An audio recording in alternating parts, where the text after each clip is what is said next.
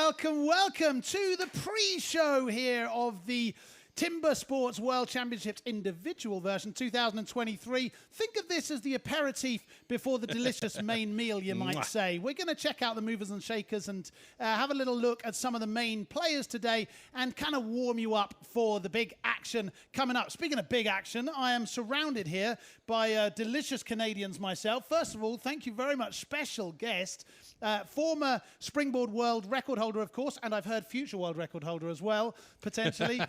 And all-round Canadian good egg, Sterling Hart. Thank you, mate, for spending some time with us today. Thanks a lot for having me in studio. If I can't be out there on stage chopping wood, this is the next best place to be, isn't it? Absolutely right. Yes. That's what they say. And, of course, I'm winged on the other side by the Canadian caller himself.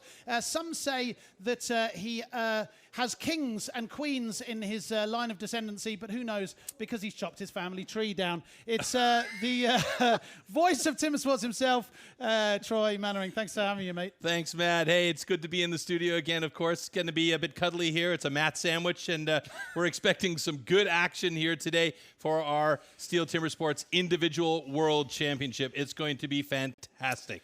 Absolutely right, yeah, because you mentioned the word individual. We are going to look at individual athletes today, but yesterday it was all about the teams. Oh, yes. So we had a packed house here in the Porsche Arena in Stuttgart, Germany. 6,000 fanatical fans saw Australia take home the team championships. What we thought we'd do is have a quick run through and let these experts have a little bit of a talk about it.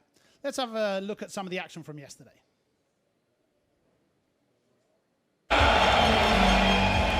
Okay, so we're going to go straight to the semi-final level. That was the United States versus, well, wouldn't you know it's Canada, Sterling. Do you remember this? Absolutely. You know, we've come up against the States so many times in the past. We knew that we were going to have to cut the best race we had in us if we were going to get there. And, you know, we were dead even coming off that stock saw. We got Marcel Dupuis on the underhand for us, but Matthew Koger on the underhand for the States is one of the best underhand cutters in the world. He's lightning, isn't he? He is an absolute phenom on the underhand, and he showed exactly why he's one of the best. And this put us in a real hole here, but you know, Marcel drew a really tough block in this one, and that's just luck of the draw. But we had Ben Cumberland on the single going up against Mark Boquin, a new guy to the stage, but you see him power through there. And I knew catching up to Jason Lentz at this point was going to be a bit of a tall feat. So I actually shortcut my block a little bit, as in took less hits in the front and took a risk on the back to try and catch up to him. Why but he would was you just want to do that? Well, because if I cut my normal race, there was no way that I was going to be able to make up the hits. As you see there, though, it just wasn't enough for us to catch up to them. So that put the States into the finals and us into the small final, waiting to see who we would face between Australia and New Zealand. Disappointment at that stage?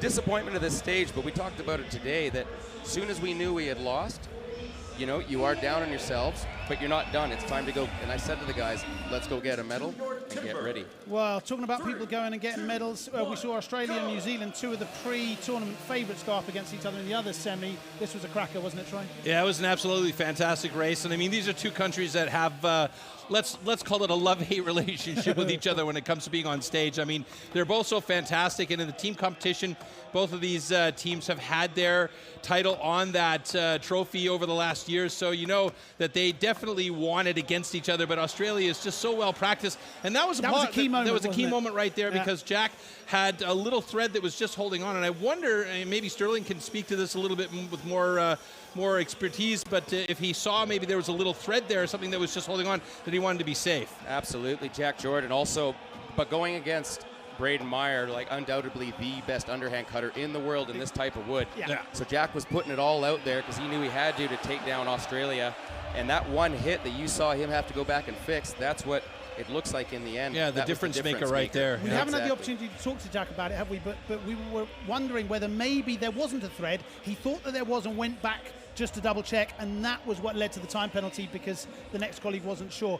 Either way, it led to the third place playoff between yourselves, Canada and New Zealand. Maybe talk us through what your thoughts were as you heard the whistle go here. Absolutely. We knew going against these guys, if we were going to take down New Zealand, this was everything hanging out.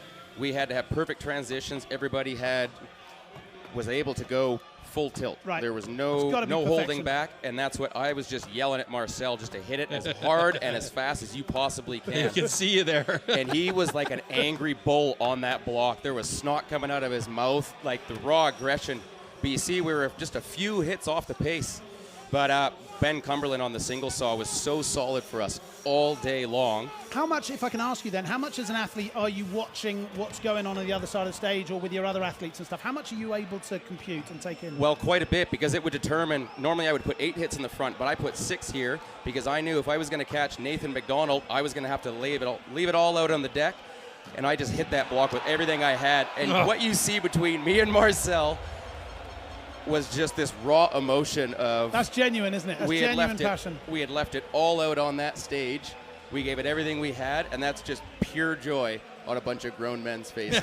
But what a wonderful thing, because you often hear that people are disappointed they didn't make it to the final, and it's quote-unquote only third place, but it didn't feel like that for you guys. Well, they call it the consolation round for a reason, because even though you didn't win, it's a great difference between winning a bronze medal and losing a gold medal. Right? A silver is a very difficult one to swallow because you were just that close. Interesting. So the feeling's almost greater to go up to a bronze than to fall down to a silver, something like that? Well, you're finishing your season on a high note. You know, this is where everybody's worked to get to all year long, competed to make it onto this team. And you're going to see now the top 2 countries in the world this year going head-to-head in our gold medal final. I was going to say, I remember you predicting before it started yesterday, Troy, that the United States and Australia are probably the 2 favourites in it, and wouldn't you know it, they met in the final again. Well, it's a repeat of last year as well, and I mean, I mentioned as well, sometimes teams need to learn how to lose before they can learn how to win. And I think that the USA has done enough, let's quote-unquote, lost events against the Australians. I believe next year that USA is going to come and they are going to make everybody pay, because they're just on the precipice of going that one step further to becoming the team world champions. And somebody has to take the Australasian teams off the board here, because it's been New Zealand and Australia the last 8 years. But this was a key moment. You watch. I have never seen Mitchell Argent put 10 hits in the front of a standing block. Those blocks came out extremely hard, but where you see the difference in the Aussies taking this out was the presence of mind and the experience of Mitchell Argent to know that he had to put more hits in that for it to come off, where Jason Lentz, traditionally more of a softwood cutter, instead of like the hardwood that the Australians are used to cutting down under. So there it might have been the experience of Mitchell Argent that took the Australians through to the gold medal. Fascinating insight.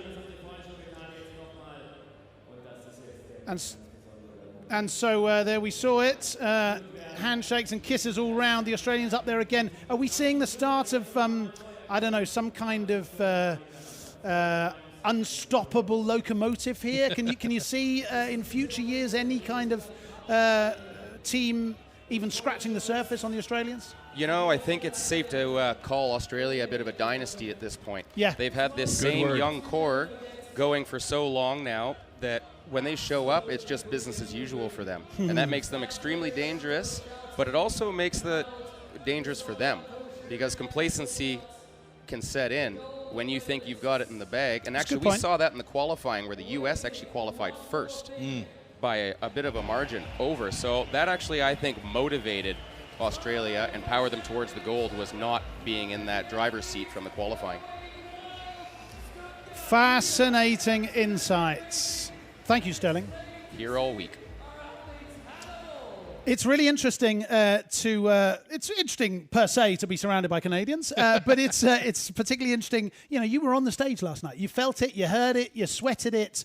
A day later, how does it feel? Have you come down, or are you still are the adrenaline level still high? How do you feel? Coming over to these World Championships, and I think every athlete can attest to this, it's such a vibrant environment being here. Most people, when they compete in North America, Australia, New Zealand, there's not a crowd of this magnitude and this size and, you know, that noise level. So when you come in here, that energy is just pumping all day. And one of the key things when we compete is not letting that energy consume you in the day leading up, because it will consume your energy. And so, you know, by the time we're here competing, you start to get pretty exhausted. And that lasts a while. Thank you very much indeed for those insights. Fascinating stuff. We're going to go straight over to Florty, who is speaking to one of the world champions from yesterday. Florty, can you hear me, dear sir? And do you have some world champions with you? Indeed, I can.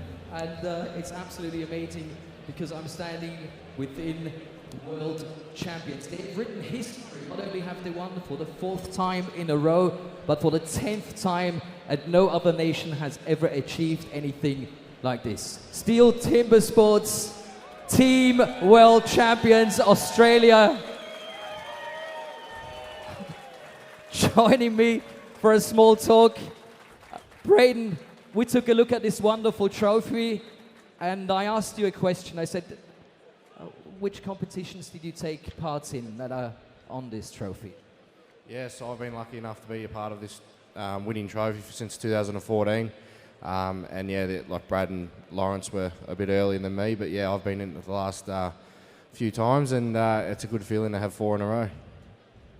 And all of these you've been a part of. So how does it feel to be back here at the STIHL Timbersports Team World Championships in Stuttgart, where it all started, the home of STIHL? Yeah, it's a great feeling to come back to Stuttgart. It's the best venue to have it here, the best crowd, and Germany's a great country, so it's always good to come back here and to do it with such a great team, Australia, and the support we get from everyone. We really appreciate it. So talking about a great team, I have to translate, of course, for everybody who speaks German. Also Braden ist sehr, sehr stolz, hier zu sein. Jedes einzelne Plakett von Australien, das hier drauf ist, ist ein Teil von ihm, denn er war tatsächlich bei jedem dieser Siege mit dabei. Und die 2 Herren neben mir sogar noch ein bisschen früher als er. Und wir haben einen Rookie dann auch noch mit dabei, also ein volles Paket. What we talked about yesterday is celebrating a win like this. Can we go into small details maybe, how that was yesterday? Yeah, I only had 1 or 2 beers and then went home. Okay, shall we leave it at that? Yeah, yep. So talking about team spirit, it always seems like you're in for a laugh, having a great time, but also bringing the youngsters along. Yeah, it's good to bring the rookie along, to these sort of venues, and yeah, great experience for him. Probably something, he might never experience again, so it's great that he can get out and do that. But yeah, we had a really good win last night, that's our 8th championship, and I've been lucky enough to be a part of them. Yeah, Stuttgart here holds a very special place for me. This is where I won my first World Championship back in 2013, so hopefully we can repeat that again tonight with Jamie in the individual.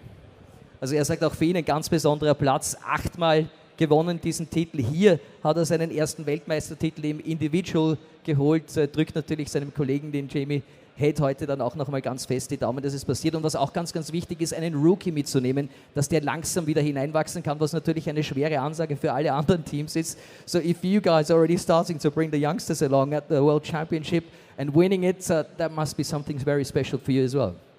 Yeah, it definitely is to come across and get some training in with the boys. And to watch them win the team event last night was, yeah, bloody brilliant. Und ich glaube, da spürt man auch schon den Spirit, wenn er von den anderen 3 als Boys spricht. Also die Jungs haben ihn wirklich sehr, sehr schön aufgenommen. Wir haben auch ein bisschen über das Feiern gesprochen, weil es gestern ein großes Thema war und wir haben gehört, dass es wurde ein Bier getrunken und das war's. Maybe that's going to be different tonight. Not only 1 beer tonight when the competition's over. Yeah, we'll see how Jamie goes today. Hopefully he gets the win, and yeah, we can have a big celebration for both of them tonight and really hit the town. Also ich glaube, zu viele Details werden hier nicht preisgegeben, aber es könnte sein, falls Sie auch entsprechend Stimmung macht, dass man doch gemeinsam hier noch ein bisschen feiern wird, wenn das denn in eurem Interesse ist. So the guys would be happy to celebrate with you after tonight, if that's going to be happy. Die Stimmung hier im VIP-Club, sensationell. Alles, was ich dazu sagen kann, ist, wir gehen zurück ins Studio. Back to the studio, guys. Thanks so much for taking your time. And one more time, congratulations for writing history. Thank you so much. Back to the studio. Thank you, Flordy. Great stuff. It's always... Just 1 beer, huh? I was going to say, it's always wonderful to hear the timber sports athletes say it as it is. And nice to see that they get something to eat and drink in the VIP club. That's good, isn't it? They get Taken care of up there. Exactly, very important. So that was yesterday, a great day, but we want to start slowly moving towards the excitement and the action today. So let's start turning our attention to the individual championships. And what I'd like to do first is maybe take a look at the function of how that works, of who gets here, right? We've got some of the top athletes in the world here today. So let's take a look at a graphic that will begin to explain who got here and how. Right, so there is the so-called European ranking system. Maybe you could help us understand this a little bit, Troy. Well, you can look at the European ranking system kind of like an individual competition between nations. You can see that each of the nations, so for instance, Danny Martin for Germany has underhand chop, standing stock saw, standing block chop, and then you can see single buck, springboard, and hot saw. That's lined up on the top right-hand side of the screen there. And each of those points is like the timing scores that you would get for your ratings as you go through the season, and they take the top 8 athletes. Different ranking events throughout Europe. Correct, yeah. So they throughout the season they take the best scores from each of these previous each of the athletes that you see here, and then they take the top 8 athletes. So you see Koen Martens number 2, Mika Dubitsky, Emil Hansen, Pierre Pouet-Barré, Redmer Knoll, Martin Roussel, and Cyril Papst representing Switzerland in that case. Those are the athletes that we'll see competing in the individual world championship here today. Unfortunately for Armin Kugler, Glenn Penlington, for Bjorn Sonsteby, and Alessandro Chiapponi, those guys were just outside the wire. And for our New Zealand, Australian, Canadian, and American friends, they all are basing their athletes being sent over because of how they performed in their national championships, correct? Yeah, you mentioned that. So that's how the European system works. How does it work outside of Europe then? Absolutely. Just like he said, we have a national championship in each country. So basically, a lot of countries will have even a qualifier to see who gets into that national championship, such as the U.S. does. In Canada, we also have a qualifier, actually, for West and East. So both sides compete at the qualifier. Then we take the top 12 through to our national championship. And then from there, the champion is crowned. They go over to take on the individual and represent Canada. And then from there, we also take the top 4 in each event. And that will determine who is on the team. And that is the same in each country, and that's how we choose in the other 4 countries overseas. Fascinating stuff. Okay, so we get it whittled down to 12. They come from different countries. What we thought we'd do is take a look at some of the potential main players here today. We're going to start with Jamie Head from Australia. So here we can see a couple of details about him. I'm reliably informed that he likes to be known as Jim. Is that right? Yeah, exactly. I mean, that's just kind of how he's known. Everybody knows anybody that's met an Australian, they're going to shorten your name. So Jamie's no exception here. But he comes from a lineage of competitors. His father was a many-time champion as well in woodchopping. And so Jim's just following along in Dad's footsteps. Good competitor? Extremely. Any competitor that comes to represent Australia. You know, Jim's been in this series since it was still just a part of the U.S. series. He's been competing in the STIHL Timbersports for over 15 years. So it's finally his time, and I bet we see him try to make the most of it today. Interesting. Yep. And he's been part of that World Championship team 5 times as well. You probably saw that in the graphics. So, you know, you've got to have something to get into that team, as Sterling mentioned, he's got pedigree as far as the sport is concerned. So he brings a lot to the table here. Absolutely. Another one who brings something to the table is the Belgian Koen Martens. We saw him recently at the Benelux Championships, Troy. There he is. He's a lot bigger than he looks in that little caption now. I've got to tell you, he's a big strapping lad. Talk us through the possibilities for Koen today. I mean, Koen is always there. He's always in the mix. He's just missing that one little spark sometimes. But Sterling and I actually ran into him on the way over, and he did explicitly say to both of us, I've been training for all 6 events. So that might mean good things for Sterling because he's such an excellent competitor. I mean, it's just fantastic, the things that he does out there. And I don't know, maybe you see it a different way than I do, Sterling, but it's just a small thing that put him over the edge. So let's look at the next. He was standing where you're standing this time last year. He did a little bit of commentary for us. Ben Cumberland, also up on stage yesterday. A couple of words about Ben. Such a solid competitor. You know, he is extremely strong in all 6 events. Wow. And, you know, I don't have enough good things to say about him. We were in our training camp this past week, and, you know, we were all cutting our individual events, and Ben would go and do a little training on each event himself. Each time he'd come over and cut an underhand or a standing, me and Marcel would just look at each other like, why are we even here? I have never seen him in this kind of form before. It's he's going to be one to watch.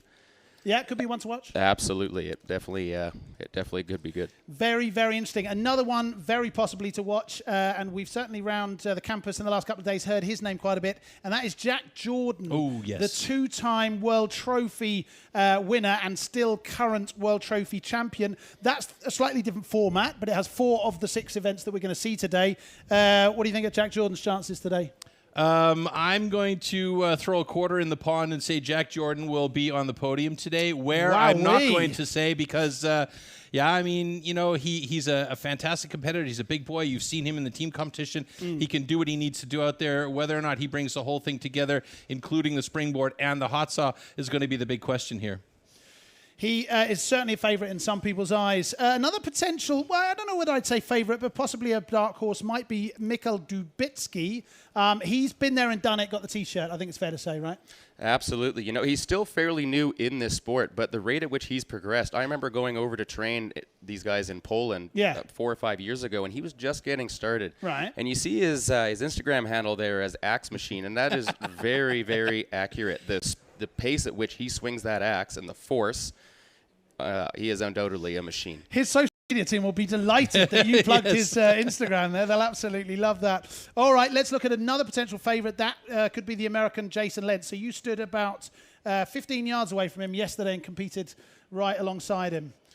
And standing 15 yards away, I could still feel the earth shake when he hits that block. He's a big boy. He is built like a brick outhouse. He is a big man. He's a big guy. But he knows how to use that power. And, you know, same thing, comes from lineage, and he is great at every event. And what makes him especially dangerous, he is one of the best hot saw runners in the world.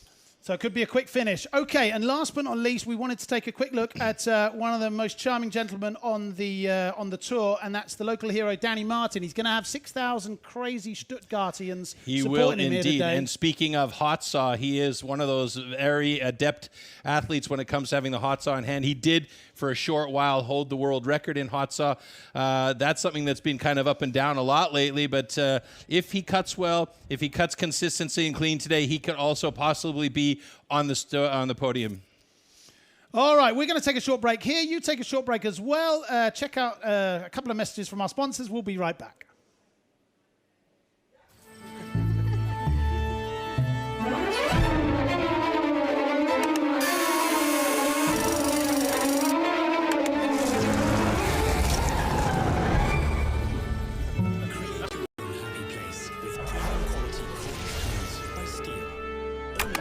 Steel dealers.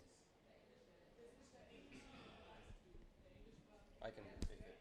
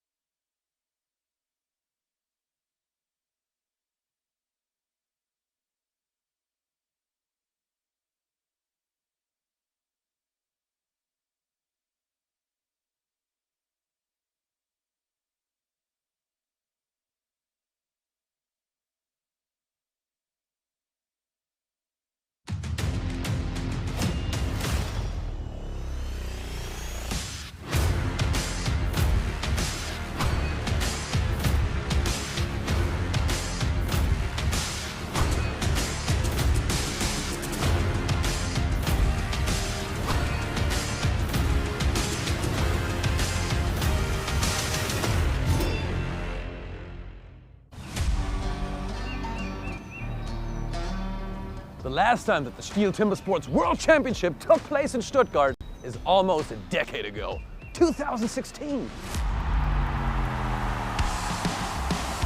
But the earth still trembles from the sounds of shattered wood. That was definitely one to remember.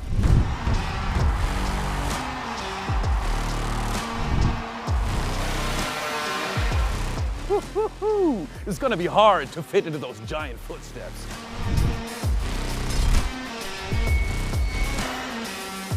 But trust me, just this once,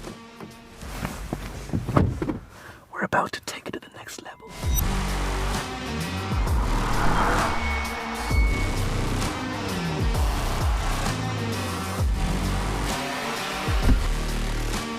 You do know what a home advantage is, right?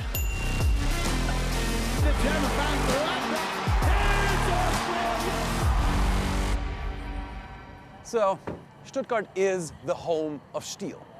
And the Porsche Arena will not rest until everyone, and I mean everyone, will be at the edge of their seats. So if I haven't been more than crystal, you shouldn't miss this.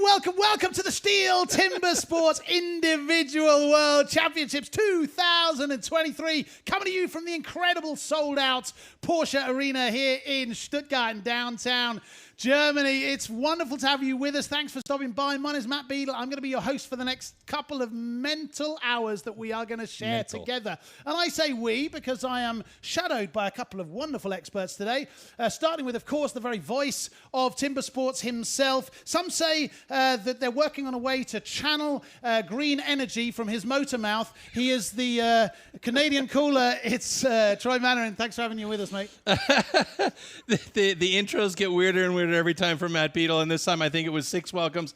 I mean, it's going to be a fantastic day today. We have the individual world championship ahead of us with 6 events planned, or 6 disciplines planned, where you're going to see absolute banana gong show action out there. It's going to be a lot of fun. You are in the right place, as is my other very special guest, and since about 22 hours, bronze medalist. Congratulations, Team World Championships yesterday. Sterling Hart, you're very welcome, mate. Yeah, I mean, if I can't be out on stage, I can't think of anywhere better than to be back here with you guys, letting everybody in on what's actually going on behind the scenes. That is the and plan. keeping us honest. We're going to get a couple of insider tips. You know what? What we're going to do is we're going to see one of the most extraordinary records in Timbersports history, and it was set by the very gentleman here in this room just a couple of years back. Check this out. 3, 2, 1, go!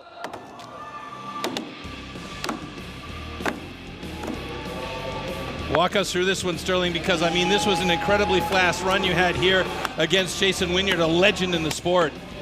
Yeah, you know, I had spent a lot of time training for this specific event on that specific day. I had set it all up. I had run that race 1,000 times in my mind. I climbed those first 2 boards exactly how I wanted to. Once I got up there, I knew that I had the piece of wood up top where that record could be in reach. That record, of course, being held by a fellow Canadian, Mitch Hewitt, at the time. And right here, you see that last hit. I didn't know I had the record until I looked behind me. You made a quick look there, didn't you? But it all came together when it needed to. It was a special day. The record, sadly for you, has been broken since. But you were telling me earlier, you think that record's not done. No. And this summer it was actually broken by an American, Walt Page. Yeah. And now I've competed with Walt for quite a while. He lives out on the west coast of the U.S., so close to me. We compete against each other. And if I was going to lose that record to anybody, I don't mind it being somebody like Walt. He put in the time. He earned that record. It's all his for now. But, you know, records are made to be broken. They are. And you know what? I was asked earlier by a member of staff here, do we think we're going to see any records today? We've got the best of the best here today. Let's be honest, 12 phenomenal athletes that have qualified through their local country systems. We're gonna have a new world champion at the end of the day, come what may, because Brad Delosa can't defend his title. No, unfortunately, Brad Delosa is not going to be able to compete this year, but instead it's going to be Jamie Head representing Australia here today. But that being said, I mean, there are a bunch of athletes that are here, and you even mentioned earlier on, Sterling, that the wood is good. It's cutting very well, so it's going to be very interesting to see how this day follows suit. Absolutely right. We're going to go straight over to the arena with our local German host, Sandy, and of course, Timbersports legend, Flotti. Und ich bin sehr, sehr stolz und sehr, sehr glücklich. It's an absolute honor and a pleasure. And the man next to me, he is from Stuttgart. Hier ist er zu Hause und vor 10 Jahren bei der STIHL Timbersports Weltmeisterschaft war er auch schon dabei. Es ist mir eine große Ehre, dass er heute ebenfalls hier das Mikrofon in die Hand nimmt. Ihr kennt ihn ganz sicher alle, wenn ihr aus Stuttgart seid. Ladies and Gentlemen, the one and only Alexander Franke, a.k.a. Sandy.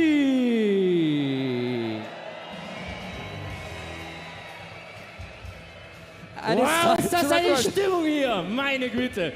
Und ihr habt es ja schon gemerkt, wir moderieren natürlich heute zweisprachig.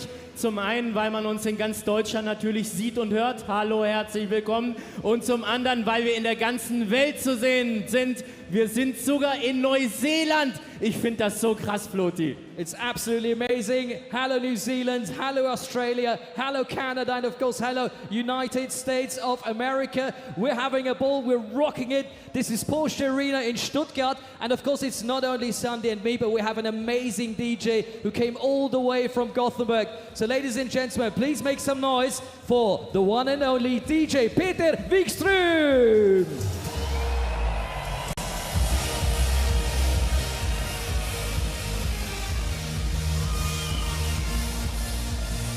This is crazy. This is absolutely insane. Wow. But that's STIHL Timbersports. Ja.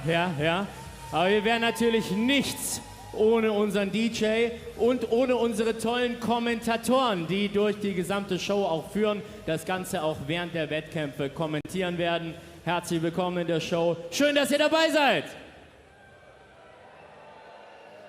And now it is time. Surely starts the competition. Und Sandy, du weißt, es gibt ganz, ganz viele Menschen, die hier im Hintergrund mitarbeiten, dass STIHL Timbersports so gut funktioniert, wie es funktioniert. Und ich glaube, jetzt sollten wir langsam aber sicher an die Offiziellen denken. Exaktement. Du kannst uns sagen, wer hier verantwortlich ist von der Official Side. Absolutely.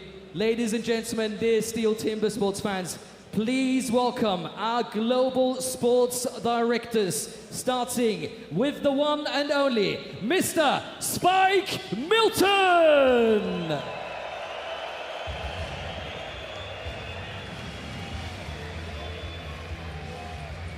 He is accompanied by Mr. Nathan Waterfield.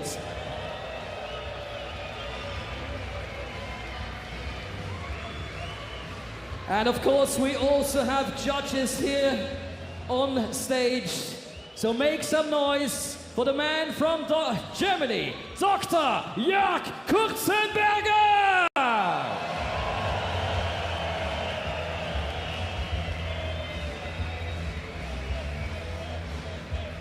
Next to Jörg, the voice of our judges, please welcome Mr. Andrew Hall!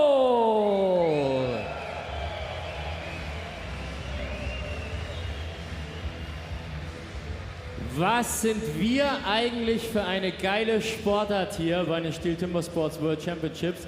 Wenn man überlegt, dass sogar die Schiedsrichter einen so großen Applaus bekommen, haben sich verdient, aber wir haben natürlich auch noch einen Videobeweis. CCC nennt sich das Ganze, Competition Control Center, und wir grüßen ganz recht herzlich dort Dr. Rich Hallett, Jules Jansen, Radu Kasako und Bart Jansen.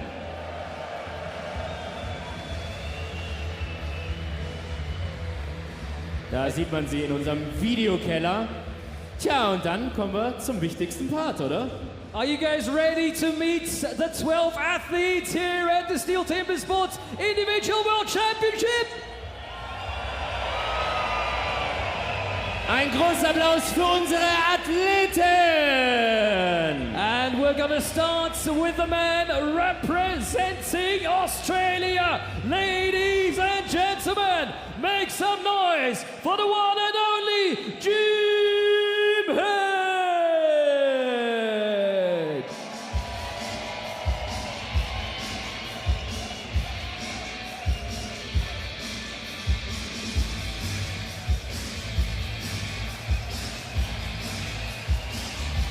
Ja, sie sind vielleicht noch ein wenig zu leise.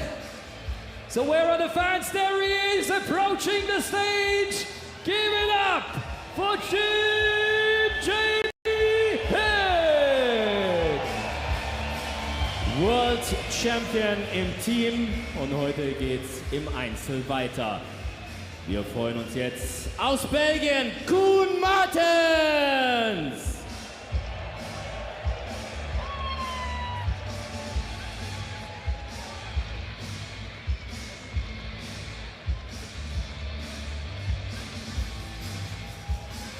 Let's meet another favorite all the way from Canada. Put your hands together for Ben Cumberland.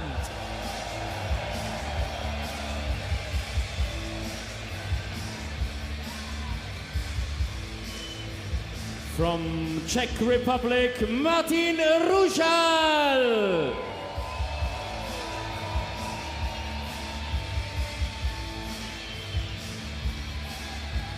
He loves the crowd, doesn't he? What a man. 150 Ks. Ja, da sind die Fans aus Tschechien schon, sollen wir das nachher auch hören? As we await the man from France, here is Pierre Pubaré.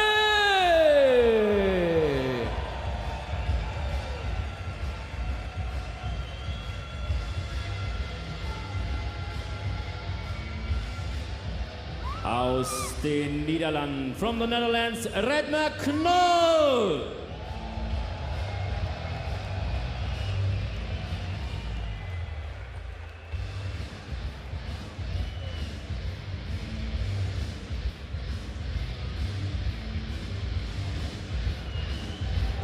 Representing New Zealand, make some noise for Mr. Jack Jordan!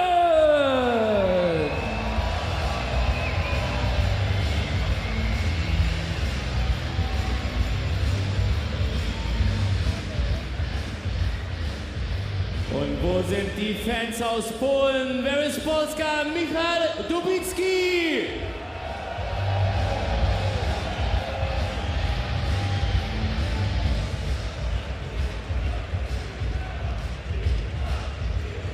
Switzerland in the house. Put your hands together for Cyril Pabst. Die Kuhglocken, ich hab sie vermisst. From Sweden, Emil Hansson.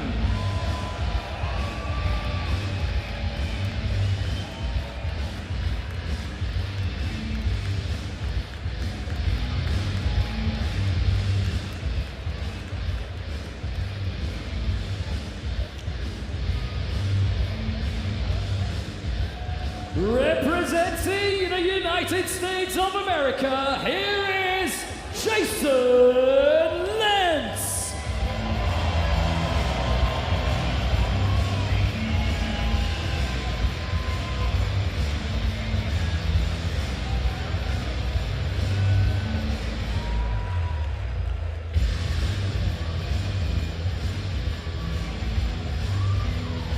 Elf haben wir zusammen.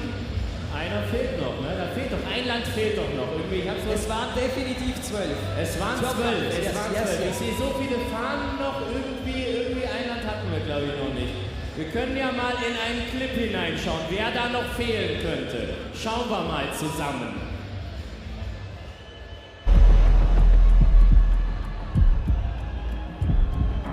Das ist überragend von Eddie Martin. Wahnsinn. Lässt er das Ding da fliegen? alleine da zu stehen und Deutschland zu vertreten, das ist natürlich auch ein großer Druck. Ich bin, denke ich, sehr groß respektiert im Sechskampf.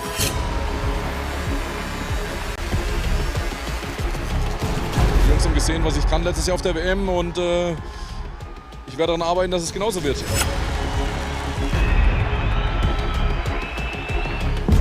Das sind ja, die 12 Besten der Welt und da muss man natürlich auch jede Runde erstmal überstehen.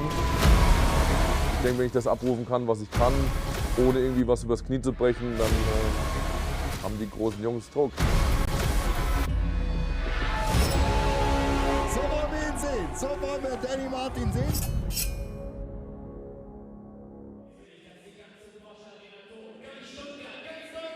Hier ist für Deutschland Danny Martin! Wo seid ihr? Vollgas! Germany is in the house! Very much looks like it. Wow!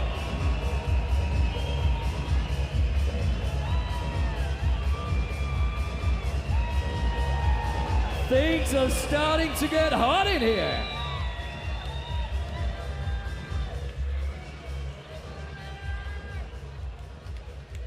Das sind sie also, unsere 12 Athleten, die 12 weltbesten Timbersportler sind heute hier. Wir freuen uns, dass wir einen tollen Abend verleben dürfen. Tja, wir wollen aber natürlich an dieser Stelle auch einem ganz, ganz besonderen Sportler gedenken. Vor ziemlich genau einem Monat ist Jason Wynyard leider Gottes verstorben. Er ist einer der großartigsten Timbersportler aller Zeiten gewesen. 9-mal hat er allein den Einzelwettbewerb gewonnen.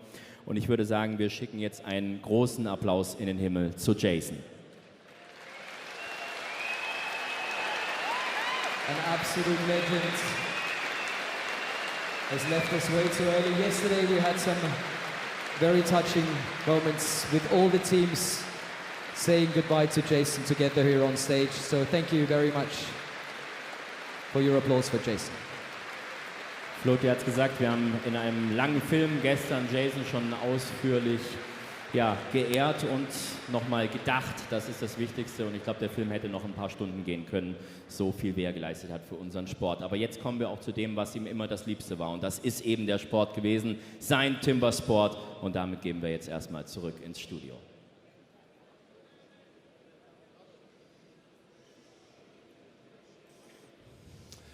Fantastic scenes there in the Porsche Arena. Wow, we can hear it vibrating through the walls here to the studio. Wonderful moments as well, of course, for Jason. You knew him well. Yeah, I would say just about every competitor up there on that stage, I would say they all do know Jason quite well.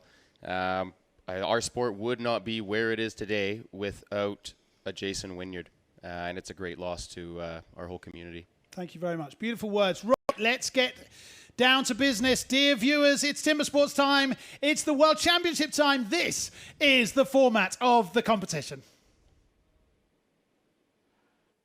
The STIHL Timbersports individual competition. In the first round, all athletes compete in 3 disciplines: the underhand chop, the stock saw, and the standing block chop. The times achieved will be converted into points upon completion of each discipline. In round 1, a difference of 1 point applies in each discipline, thus the fastest athlete received 12 points and the slowest only 1 point. Any rule infraction will result in a disqualification and the athlete will receive 0 points for that discipline. At the end of the first round, the athletes with the lowest scores are eliminated. Only 8 athletes make it to the second round. In this second round, the remaining athletes compete in the single buck and the springboard for increased scores. With 2 points difference between placings, the fastest athlete now receives 16 points and the slowest receives 2. The 2 athletes with the lowest total points are eliminated at the end of round 2. Only the top 6 reach the third round. In the third round, anything is still possible in the hot saw, as an increased score interval of 3 points applies in this final round. The fastest athlete can score up to 18 points at the hot saw, the slowest only 3 points. The athlete who manages to achieve the highest total score across all 3 rounds is the new champion.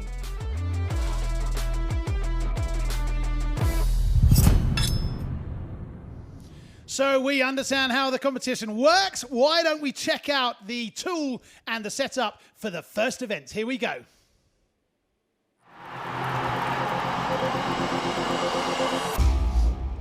The axes used in timber sports definitely can't be bought at your local hardware store. Made from special steel, the blade is hand sanded with an angle of 13 to 16 degrees. It's custom built and carefully adjusted for each competition. The weight is around 3 kilos and it's about 80 centimeters long. The blade is so sharp that you could shave with it. Underhand chop. In the past, the underhand chop technique was used to split logs. Standing on a horizontally anchored block, the athletes cut through a 32-centimeter log. The block has to be worked from both sides.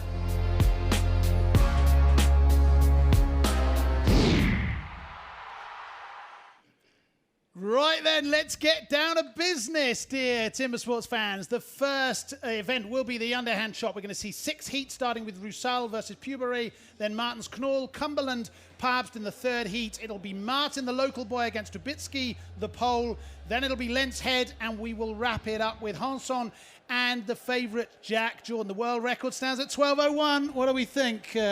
Might we see any world records fall today? Well, that's a tough call. It's always possible, and as Sterling did mention earlier on, the wood is looking very good for this competition, but it is a natural product, so anything can happen. You could find a knot in there. All sorts of things can go awry. You could chip the blade. You know, it's anybody's guess, but like, we're crossing our fingers for a world record because that makes it really fun for us here in the studio, of course, and obviously that's a fantastic thing for the athletes out on stage. Really quickly, Sterling, you saw the players for the first round here, Underhand Chop. Any standout for you, particularly for this event? You know, coming up in this first heat, 2 of our strongest competitors from Europe, so we're going to see what happens here. And we are kicking off the STIHL Timber Sports Individual World Championships 2023 with the Underhand Chop. This is Heat 1. It will be Martin Roussel going up against the Frenchman Pierre Pubaré. Martin Roussel was one of the main members for the Czech team in the competition when it was in the Czech Republic in 2019. I remember his reaction after he hit that last driver on the standing block chop. He just went bananas and the whole hall exploded. And here we go. Stand to your timber. 3, 2, 1, go! Getting right into it right away. These two guys are going to be trying to get as cleanly through that first side and switch over to the other side. Let's see who's going to get there first, and obviously we like that action from the hall. It's Martin Roussel moving over to the other side. He's cutting really well today. Pierre Pubaré looking to try and get a good time here.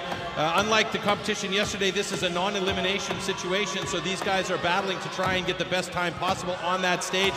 And it looks like we've got a good time from Pierre Pubaré, 27:09, and Martin Roussel, who I thought was going to get that one faster, got it in 30.43.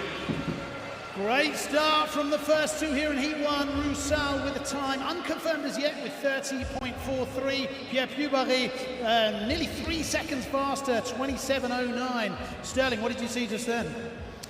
Yeah, what I saw were some safe fronts, what we would call. You saw 10 hits from the Czech Martin Roussel, 11 from Pierre Pubaré. That sets him up to have a lot more options on the back. But what I did notice was a bit of a crust on the outside of those logs, and that's what you saw the times dip a little bit.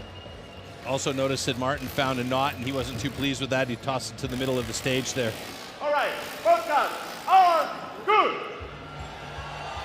There is the confirmation from our judge that the cuts were both good. Roussel will put a time of 30.08 on the board, and Pubaré will take a slightly better revised time of 26:79 into the next heat. So talk us through it. You said 11 and 10s was what you saw. Absolutely. Now, we saw picture-perfect fronts from both of these guys on the front. And I don't know if we're going to get a shot of it, but that knot that came out of Martin Roussel's block was not just any knot. That's what we call a prune knot. It cannot be identified from the outside, but see what it does? It holds that chip in there and does not let it out. Yeah. And a prune knot is known to be an axe killer. It is twice as hard as a knot that can be identified as a branch on the outside of the log, and that's what we saw hold up Martin Roussel in that last heat. Fascinating. I thought prunes were quite healthy and a source of vitamins, you know. It sounds like they're Pretty challenging to Timber Sports athletes. Wow, interesting stuff. People were talking about Pierre Puberé before the tournament started. Let's see if they're talking about Koen Martens and Redmer Knol as much. This is the underhand chop, heat number 2. We're going to see the Belgian Koen Martens go up against the Dutchman Redmer Knol. Redmer took a few good steps this year at the trophy, the World Trophy, and it's really shown in the way that he's taken his training regime to a new level as well. He spent a lot of time in Australia training down under to make sure that he was ready for this game. These two boys know each other very well. They train together. They've competed against each other a number of times. Here we go. Athletes, ready. Stand to your timber. 3, 2, 1, go! So good start into the blocks by both of the guys. I could see Sterling out of the corner of my eye counting the drivers that's going into the blocks here. And it's Koen Martens switching over to the other side of his block ahead of Redmer Knol. And look at the chips peeling out of that block. He's going for the drive. One more! And we've got a new leader. That's a great time by Koen Martens, 19.60. Redmer Knol still trying to get through on that second side. And he's got a couple of sticky axes there as he tries to unwedge them each time he gets the driver through. He's just trying to power through at this point, isn't he? There he goes. Well done, sir. An unconfirmed time of 35 and change. But wow, we really sitting the cat amongst the pigeons there. Koen Martens with a really fast time, 19.60, Sterling. Yeah, he's going to be pretty happy with that cut.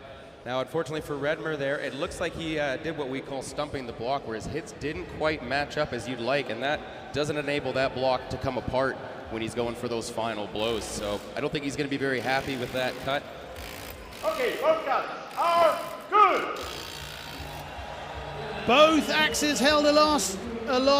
Celebration indeed. That is a very interesting time from Koen Martens. Like you said, Troy, it's not about winning the heats at this stage. It's about those times, isn't It's it? about trying to get the fastest time possible so they can make sure that they get those points in each of these individual disciplines. And you know, it's not just the power that he put into these hits, but look at the speed that Koen Martens is putting on that axe. And what we're looking for is not necessarily raw power when we're hitting. We're looking for axe speed. And the whip that Koen Martens is putting on that is what enables him to power through that and take out those chips a lot faster. And just look at him. Picture perfect. I was just about to say, are they going to hit the camera? And then one smashed right into the camera. That's good television. Thank you for that, sir. Do you think Redmer Knol will be disappointed with 35.6? No, absolutely. He did not cut to his full potential. He's not going to be happy with that, but we'll see if he can bounce back in the stock saw and the standing block. Right. Yeah, personal best for Redmer of 25 and change, so, you know, for sure he's going to be upset with that as our next two competitors come on stage. This is heat number 3 of the underhand shot. We're going to see the Canadian Ben Cumberland go up against Cyril Pabst from Switzerland. Tail of the tape definitely has Ben Cumberland with the advantage, a personal best of 15.72. Cyril Pabst, a personal best of 23.46. But as we've seen, that's not always going to determine who's going to win this competition. Sterling, we saw Ben Cumberland put something on the axe just then. What was that? That's a little bit of oil stabilizer. That's going to give him a little bit of extra lubrication that allows that axe to not stick on those opening hits. Athletes, ready. Stand to your timber. 3, 2, 1, go! Ben using pretty quick pace on his drivers as well as Cyril Pabst, both of them going quite fast with their drivers on the first side here, and Ben jumping over to the other side, barely wasting any time, getting that axe moving on the second side, looking very good, just passing the 16-second mark here, so this should be a good one for Ben Cumberland. Cyril Pabst right there with them on the second side, a few strokes behind. 21.63 for Ben Cumberland. Surprisingly slower time than I thought it was going to be. Cyril Pabst still working on that second side, getting some encouragement from the audience here in Stuttgart, and he's just getting up there in the 30s now. Come on, Cyril. And there it goes at 38.25. He's going to be disappointed with that time. It's well off pace for him. Wow, I got to say, I wish we had another camera in the studio at that moment, because Sterling was hitting every swing there with Ben Cumberland. Happy with the result there? Absolutely. Ben Cumberland put forth an excellent cut. He took what the block gave him, and that's the true mark of an excellent axeman. That's going to put him in a good position moving forward into the stock saw and the standing block.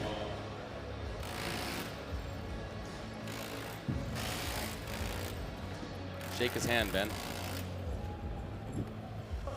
Both guns are good.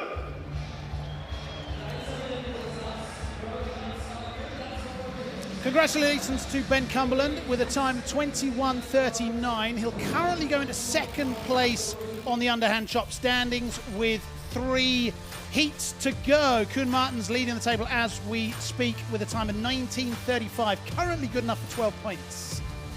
Now what we see in this chop here, Ben Cumberland actually hit that in roughly the same amount of hits as Koen Martens, but he did have a few hits that actually did stick in that block. So we talked about putting that oil stabilizer on it to loosen that edge, but he might have been hooked. Sometimes when these guys rush those hits a little bit, the toe of the axe actually gets hooked in that block, and I think that's what we might have seen happen there to Ben Cumberland. Yeah, I think you saw there from Cyril Papst's body language telling us that he wasn't really happy with that. Let's see if we get more happiness. You hear a little bit of a buzz in the stadium. This is the local boy, Danny Martin, going up. For the first time in the Porsche Arena and his home stadium, we're going to see the German Danny Martin go in Heat 4 against the Pole, Michał Dubicki.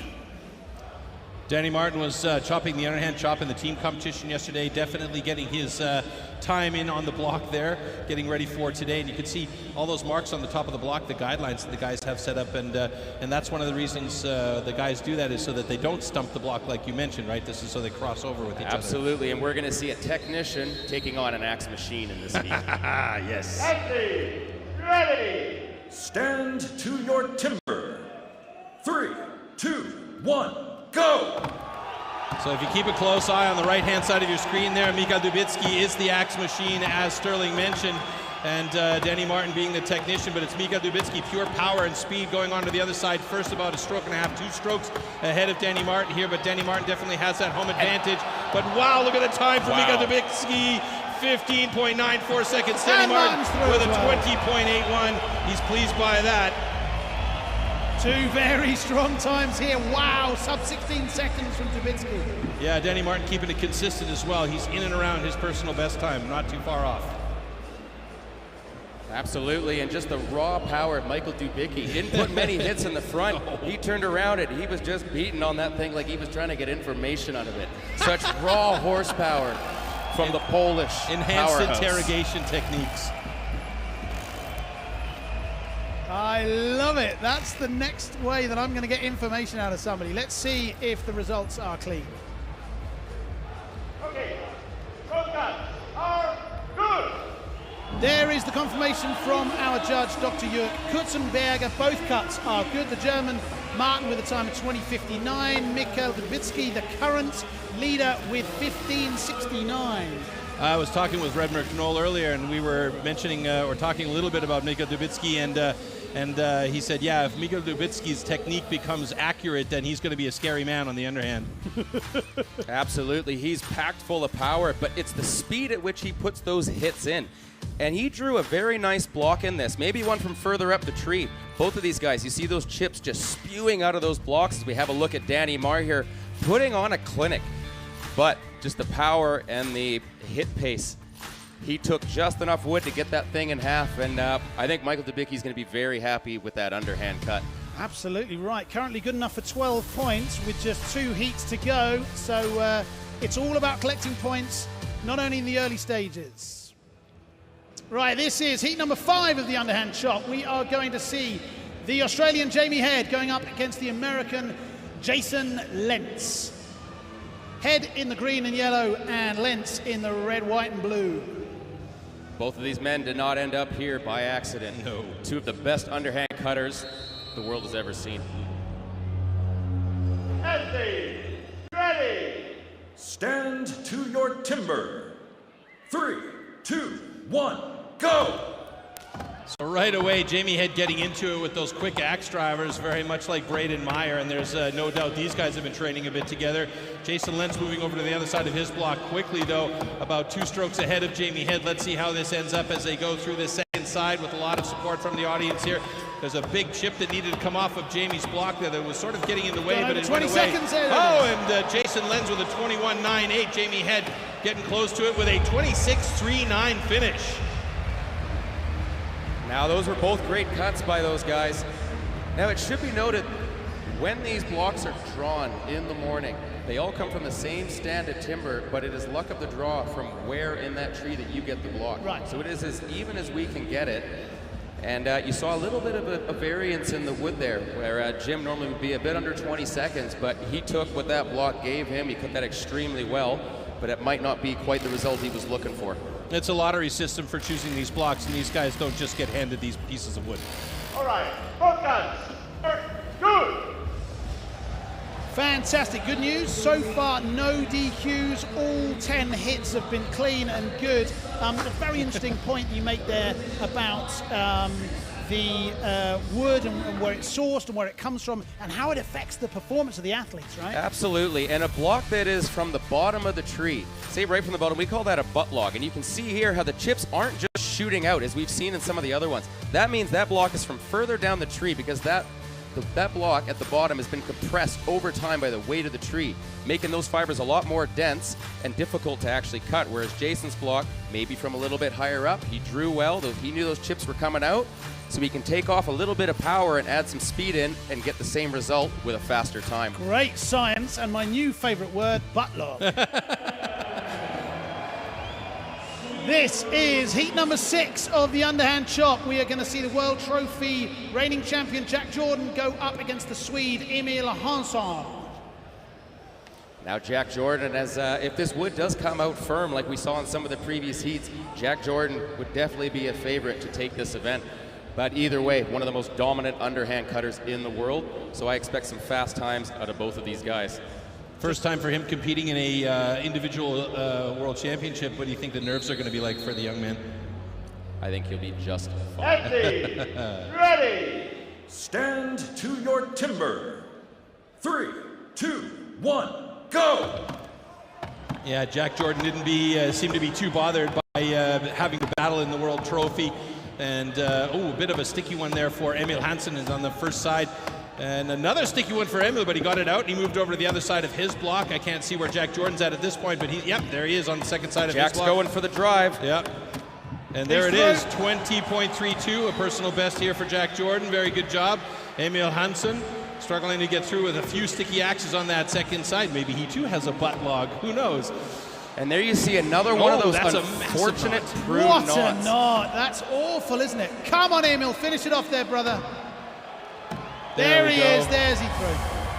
He's going to have a look at the edge of that axe. Like we said, axe killers, but hopefully that thing's been dumped up enough to save that axe out. And we saw some uncharacteristic times from both of those guys, but again, they took what the natural product gave them, and we're going to see what the judge has to say about both of those cuts. We and then we'll have are some final indeed, times. as it stands, if it is given the green light by the judge, Dr. Jörg Kurzenberger, then Jack Jordan's time of 20.02 would be a personal best for him. Here we go, let's see the result from the judge.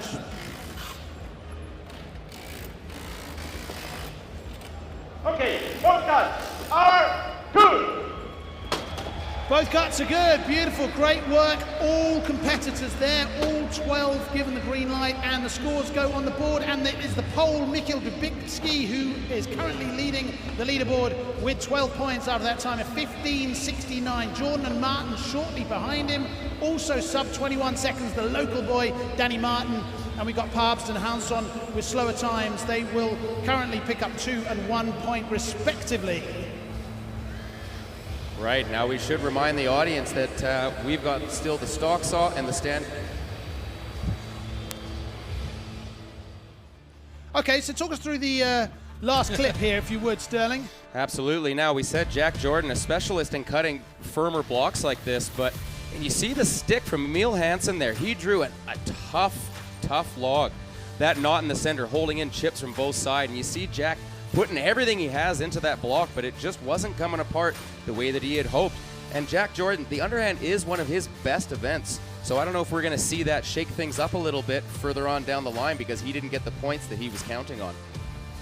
Very interesting point indeed. That was the first event. That was the Underhand Chop. We got 5 more. We've done something manual. Now let's do something with a machine. Let's go stock saw.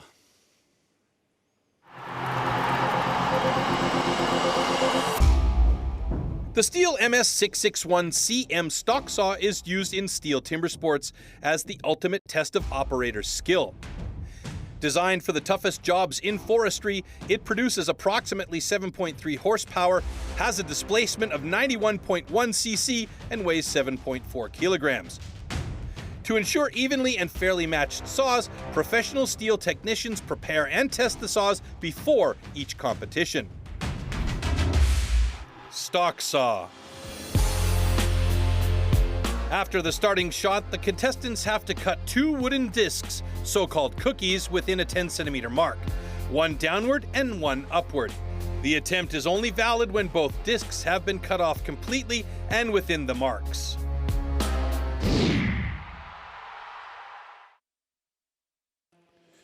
So we are ready for the second discipline. That is the stock saw. Maybe you can even hear the athletes warming up behind us. We're going to see 6 heats here. We're going to see the Canadian Cumberland going up against Head. And then in the first heat, beg my pardon, and then Jordan Pubaret in the second heat, Roussel Pabst Dubitsky, the current leaderboard leader, going up against Lentz. And then the local boy, Martin, in the last heat. This is the stock saw. We're going to kick off with the stock saw. This is heat number 1. This was Ben Cumberland going up against Jamie Head.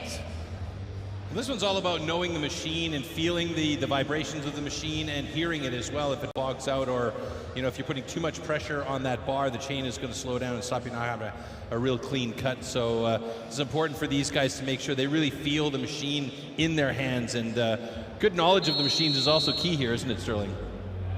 Warm up the saw.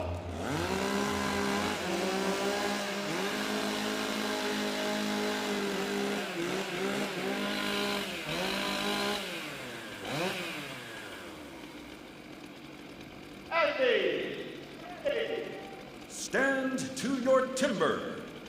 3, 2, 1, go!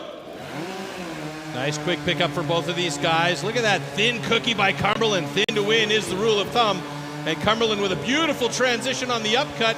Oh, but Jamie Head's a little bit faster on the upcut, and it looks like Cumberland's got a massive piece on that upcut. That was a huge thing. With the line there, Cumberland. I really hope he didn't go over that line, because that's going to mean a DQ for him. Uh-oh, I see the flag on the play. That's bad news for Ben. Let's hope that the judges look at this and they don't see him come over the line. And of course, that flag doesn't necessarily mean a disqualification. It means the judges have something that they want to take a look at to make absolutely certain. So you saw an extremely thin first cut from Ben Cumberland there, which maybe he overcompensated and went for a thick second one. So that's what the judges are going to check out. Okay, on Sunday, we have a DQ, cut the line. Your cut is good. Congratulations to Jamie Head. That's a great time. A personal best of 11:15. Commiserations to Ben Cumberland. Absolute disaster. That upstroke went over the line and resulted in a DQ. We're going to see the slow motion here. What went wrong, Sterling? Exactly. And I was just saying, you see that extremely thin cookie, and he actually had to steer that to keep it in the wood. And while he was thinking about steering it in, he went for his upcut, and I think it set him off a little bit. And you even saw him kind of load up the saw too much. I think he knew it, didn't he? Well, it was just not a great thing right from the start for him. Unfortunately, I don't know if nerves got the better of him. They call the stock saw the equalizer, though, because everybody is running the exact same saws, tuned the exact same way. It just comes down to the operator and basically who can handle their nerves up on that big stage. And we saw him give him a little shake of his head as well on that upcut. He knew it right away. Exactly. But congratulations to Jamie Head, right? Great performance. Absolutely. Very good job. Okay, we're going to see heat number 2 shortly. That's going to be Jordan versus Pubaret. The team here just making the last minute preparations on stage.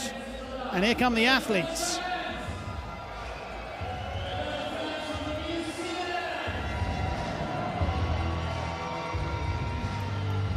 This is heat number 2 of the stock saw. This is Jack Jordan from New Zealand going up against the Frenchman Pierre Pubaret. You call it the equalizer, Sterling. So they're both starting with the same machine from the same starting point. It's all about technique, right? Absolutely. First step is getting to that saw first. Right now, Pierre Puberet, you'll see him set back a little bit different style than you may see. Well, you're definitely going to see out of Jack Jordan. But Pierre, actually one of the best stock sawyers in the entire world at this time. So I expect to see a very good time out of him. Jack's going to want to get some points as well. Warm up your saw.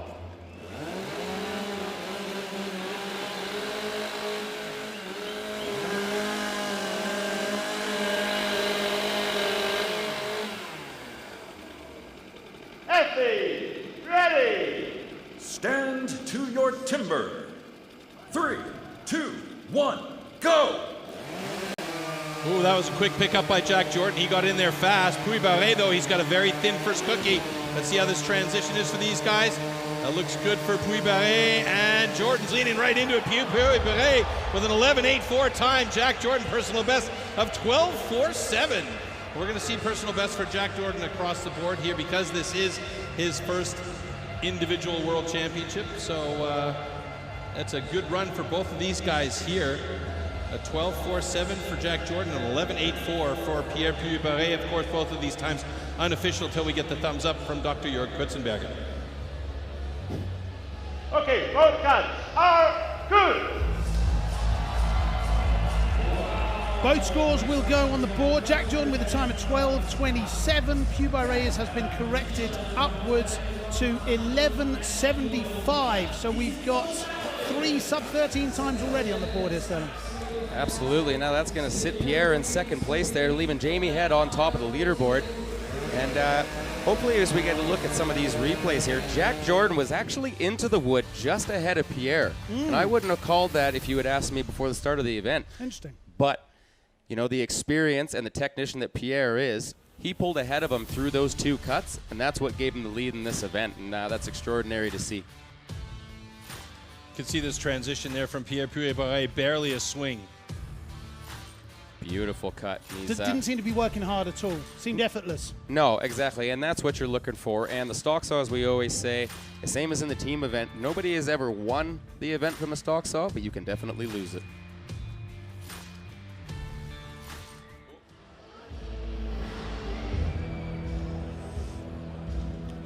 And this is heat number 3 of the stock saw. It's going to be Pabst from Switzerland going up against Martin Roussal from the Czech Republic.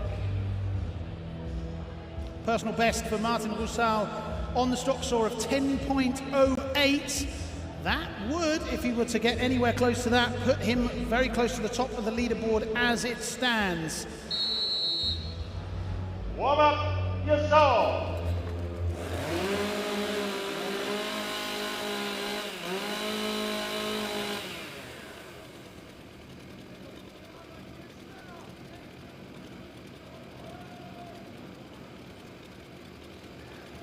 Effie, ready. Stand to your timber. 3, 2, 1, go! Long, tense delay before the start signal goes here for both of these guys, but they both get into the wood quite quickly. Nice upcut there from Cyril Pabst as he's looking very good here. 11.13 for him and 12.28 for Martin Roussel. Both of them a little bit slower than their personal best times, but they're not going to balk at that as they will gain some good points here. At the moment, if we look at the overall standings, Jack Jordan and Jamie Head are in the top 2 positions, but there are still quite a few athletes to cut here in the stock saw. High fives all round, 2 great shows. Let's see if that is given the green light. Okay, both cuts are good. Indeed it is. Both cuts are good, and Cyril Pabst's time has in fact has been rounded down to 11.06. That's only fractions off his very best time ever, and it's good enough for first place in the stock saw at the moment. Were you surprised by the speed there from Pabst? I was surprised to see him pull ahead, because what I saw was actually the Czech Martin Roussel into the wood first, and actually, see, he pulled ahead of him on the way down. Again, that operator, Cyril Pabst, we haven't seen him much on the individual world stage for a while. So, you know, he came here prepared to give it his all, and he knew that his chopping might not be able to keep up to some of the top dogs. So he was going to need those points in the still stock saw. Well, yeah, one of the slowest times in the underhand chop, but at the moment he's currently got the fastest time in the stock saw. This is the interesting thing, isn't it? It's a marathon, not a race, right? Well, it's a marathon, not a sprint. Yeah, it's a marathon, not a race. Yeah, well, okay. Yeah, that's true. I mean, it's a marathon, not a sprint, but there are certain points where you do need to sprint a little bit, you know? So, yeah.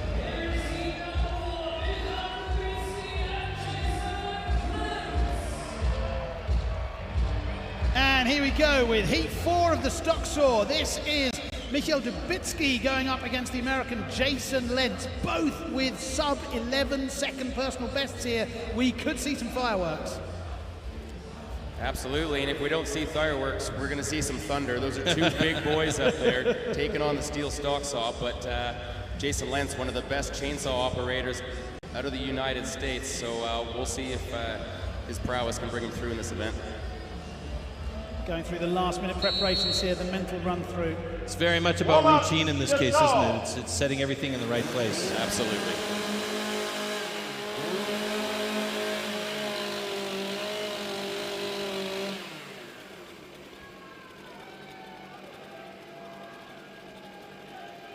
Esteemed, ready. Stand to your timber. 3, 2, 1, go! Oh, Jason was in there quick. Quick pickup from Lentz, yeah. Nice transition, bit of a thicker second cookie here for Jason Lentz, but Dubicki, oh, I thought Dubicki was going to get it, but it was Jason Lentz just a hair faster than Michael Dubitsky. Good job, and we're getting hard thumbs up here in the studio from Sterling Hart. Well, it's difficult to tell by Jason Lentz. He always looks serious, but I think he's got to be happy with that time. 11:56 as yet unconfirmed. Dubitsky a little bit slower, 12:18. Okay, both cuts are good. You did an interesting head shake there as you saw the 2 times come on the board, Sterling. Yeah, we saw Jason Lentz take out that first heat, there, did we not? Sure. Yeah, okay, I just thought I saw the times come up on the screen, so what you see on the live stream first come up might not be those official times away. Exactly. Right? Those times go into our studio and they are analyzed by an extremely high-tech timing device. And that's how we can assure that if a world record is broken, you know, we get that down to the 100th of a second. And as we see Jason power through the top here, taking out that heat, and that's going to sit him in 3rd place currently in that stock saw, and those are points that he definitely needs going forward. Yeah, that's right. If it were to stay like that, he'd take 10 points through to the overall standings. Okay, with 2 heats yet to go, Michael Dubicki currently leading the standings.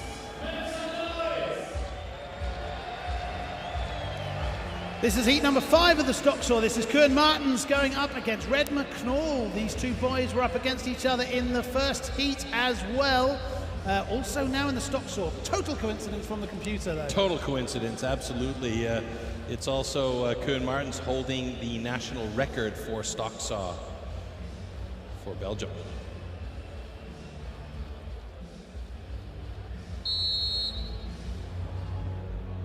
Warm up your saw.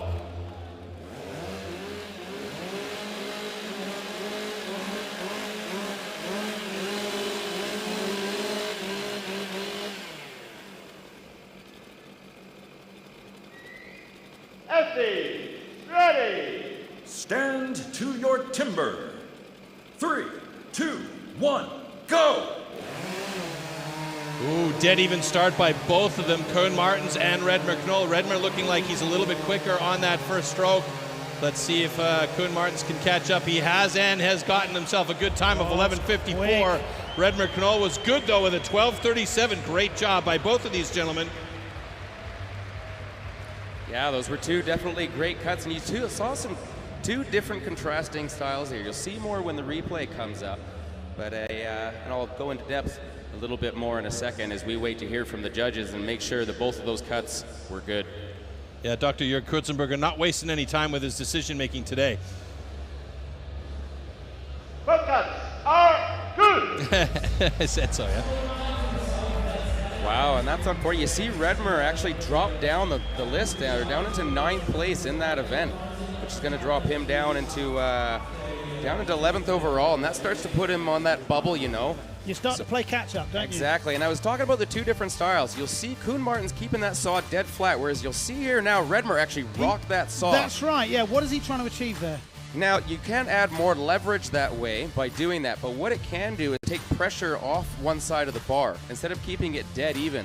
So that might just be the split difference that Koo needed. You also see him that little flick at the end. I saw that flick at the end there, yeah. He did. Because the blade is actually going through slightly less wood at the top, you can apply more pressure. And that's what you saw a good operator do at the end there with perfect timing, because you saw the fist pump. I tell you, my garden's going to look fantastic after all of this advice from this world bronze medalist here. Thank you for that, Sterling. Fascinating stuff. The technique of timber sports. Fist bumps all round, Sweden versus Germany.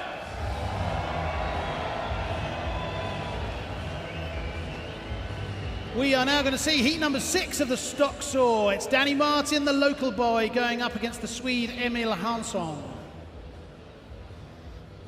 Emil Hansson with a personal best on the stock saw, sub 10 seconds. That would be lightning and very, very interesting if we were to see that. Currently low down on the leaderboard. He needs a good stock saw here.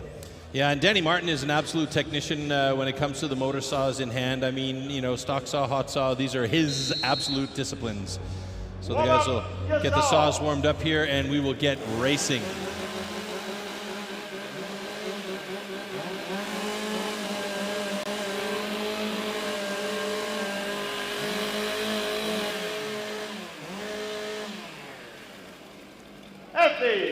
Ready.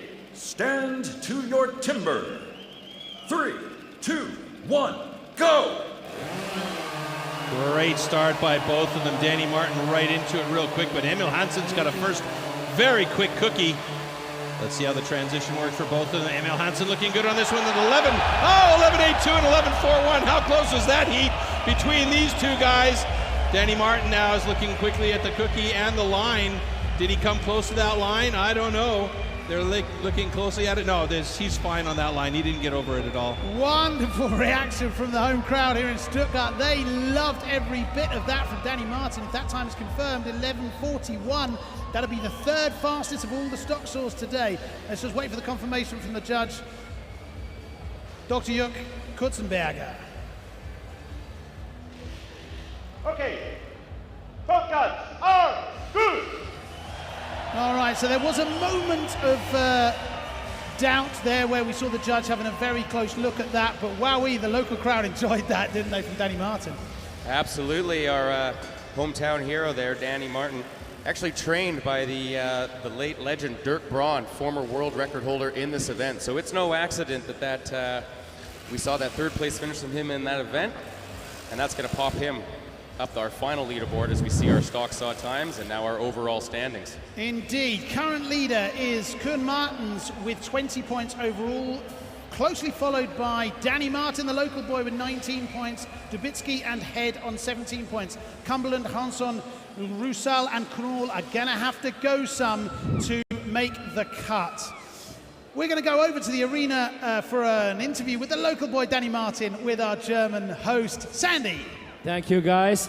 Ja, Danny, wir sind ausgerastet. Das ging richtig schnell von der Hand und ich habe gesagt, das war doch richtig gut und du hast dich richtig geärgert, weil es Probleme gab. Du hast gesagt, du hättest das doch schneller machen können. Ja, es war leider ein Ast drin gewesen, aber ich sag mal mit der Zeit, ich weiß gar nicht, welchen Platz ich jetzt habe. Platz Nummer 2. Ja, einwandfrei, oder? So, he said he had some problems with his wood and so he was not sure which place he's got. Place number 2. Das fühlt sich richtig gut an hier. Das fühlt sich geil an. So, audience is there. Good luck for the competition. What can we expect from the next two? What can we expect from the next two competitions? Was können wir erwarten von dir bei den nächsten beiden? Ja, jetzt geht's um Standing und ja, alles geben, oder? Okay, so ich sage, give it all. Wir geben zurück ins Studio. Thank you very much, Sandy. Wonderful interview from Danny. I love the way he's connecting with the audience there, keeping them on his side. Very wise indeed with this fantastic Stuttgart full stadium here. Wonderful stuff. All right, let's check out a couple of slow-mos here. And maybe we can take a very close look at some of the technique. Danny Martin here, grimace on his face, but smooth and steady hands, I'd say. Absolutely, as we were saying before, trained by one of the best to ever do it, the late Dirk Braun. And that was the cut that Danny Marr needed here. But you see that nice thin disc and a beautiful transition by Emil Hansen, who was actually ahead at this point. And you see Danny Martin in the back pull ahead just the top of that block, as we were saying. A little bit less wood, so he might have changed the pressure at just the right time. You know, this is one of his best events, and he knew he needed every single point that he could get to make it past that elimination round, having just the standing block left for these guys to garner some points. Danny's working a lot with the audience, isn't he? You know, we're seeing the fist bumps and the signs to them and stuff. Do you think he's kind of working off that energy? Definitely he's working off that energy. This is also something that's come late for Danny. I mean, he was all business previously. You know, the last couple of years we've seen him improve in his Timber Sports step out onto the stage. But now when he comes out on the stage, he's interacting with the audience. He's getting fist bumps from them, high fives, and that's really playing into his attitude as well as an athlete. Right, beautiful analysis here. Thank you for that, boys. We're going to go to the next discipline. That's the standing block chop. Let's check out your dulcet tones again to see how that works. Standing block chop. At the standing block chop, the felling of a tree with an axe is simulated. A vertically positioned wooden block with a diameter of 30 centimeters has to be cut through both sides. A powerful and precise swing with the axe is the premise of a good result.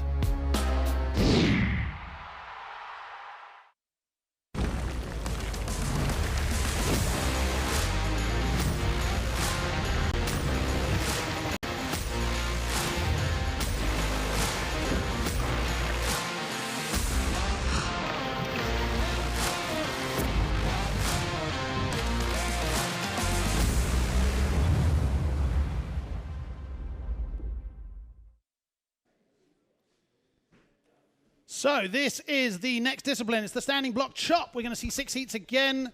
Parbs Roussel, Martin, the local boy, currently in second place, going up against current first place leader Martins. Then it'll be Cumberland, Puberé, Knoll, Jordan, Hanson, Dubitsky, and Head versus Lentz in heat number 6. What do we need to know about the standing block chop, Sterling? What's going through your mind if you were just about to go out there now? I went out back earlier when everybody was setting their blocks up and had a look at those standing blocks. And from the team's race last night that we saw, a lot of the standing blocks was extremely fast wood, probably from further up the tree. So maybe we'll see that world record be in danger today. Ooh, how interesting. Interesting prediction here from Predictions Sterling. Abound. Yeah, I'll take that. I'll take that. The first round is on you if we don't see one now, right? Well, you know, I'm not often wrong. That's why we hired you. You're in good company here in the studio. Let's get ready for the heat number 1 of the standing block chop. We are going to see the Swiss Cyril Pabst go up against the Czech Martin Roussel.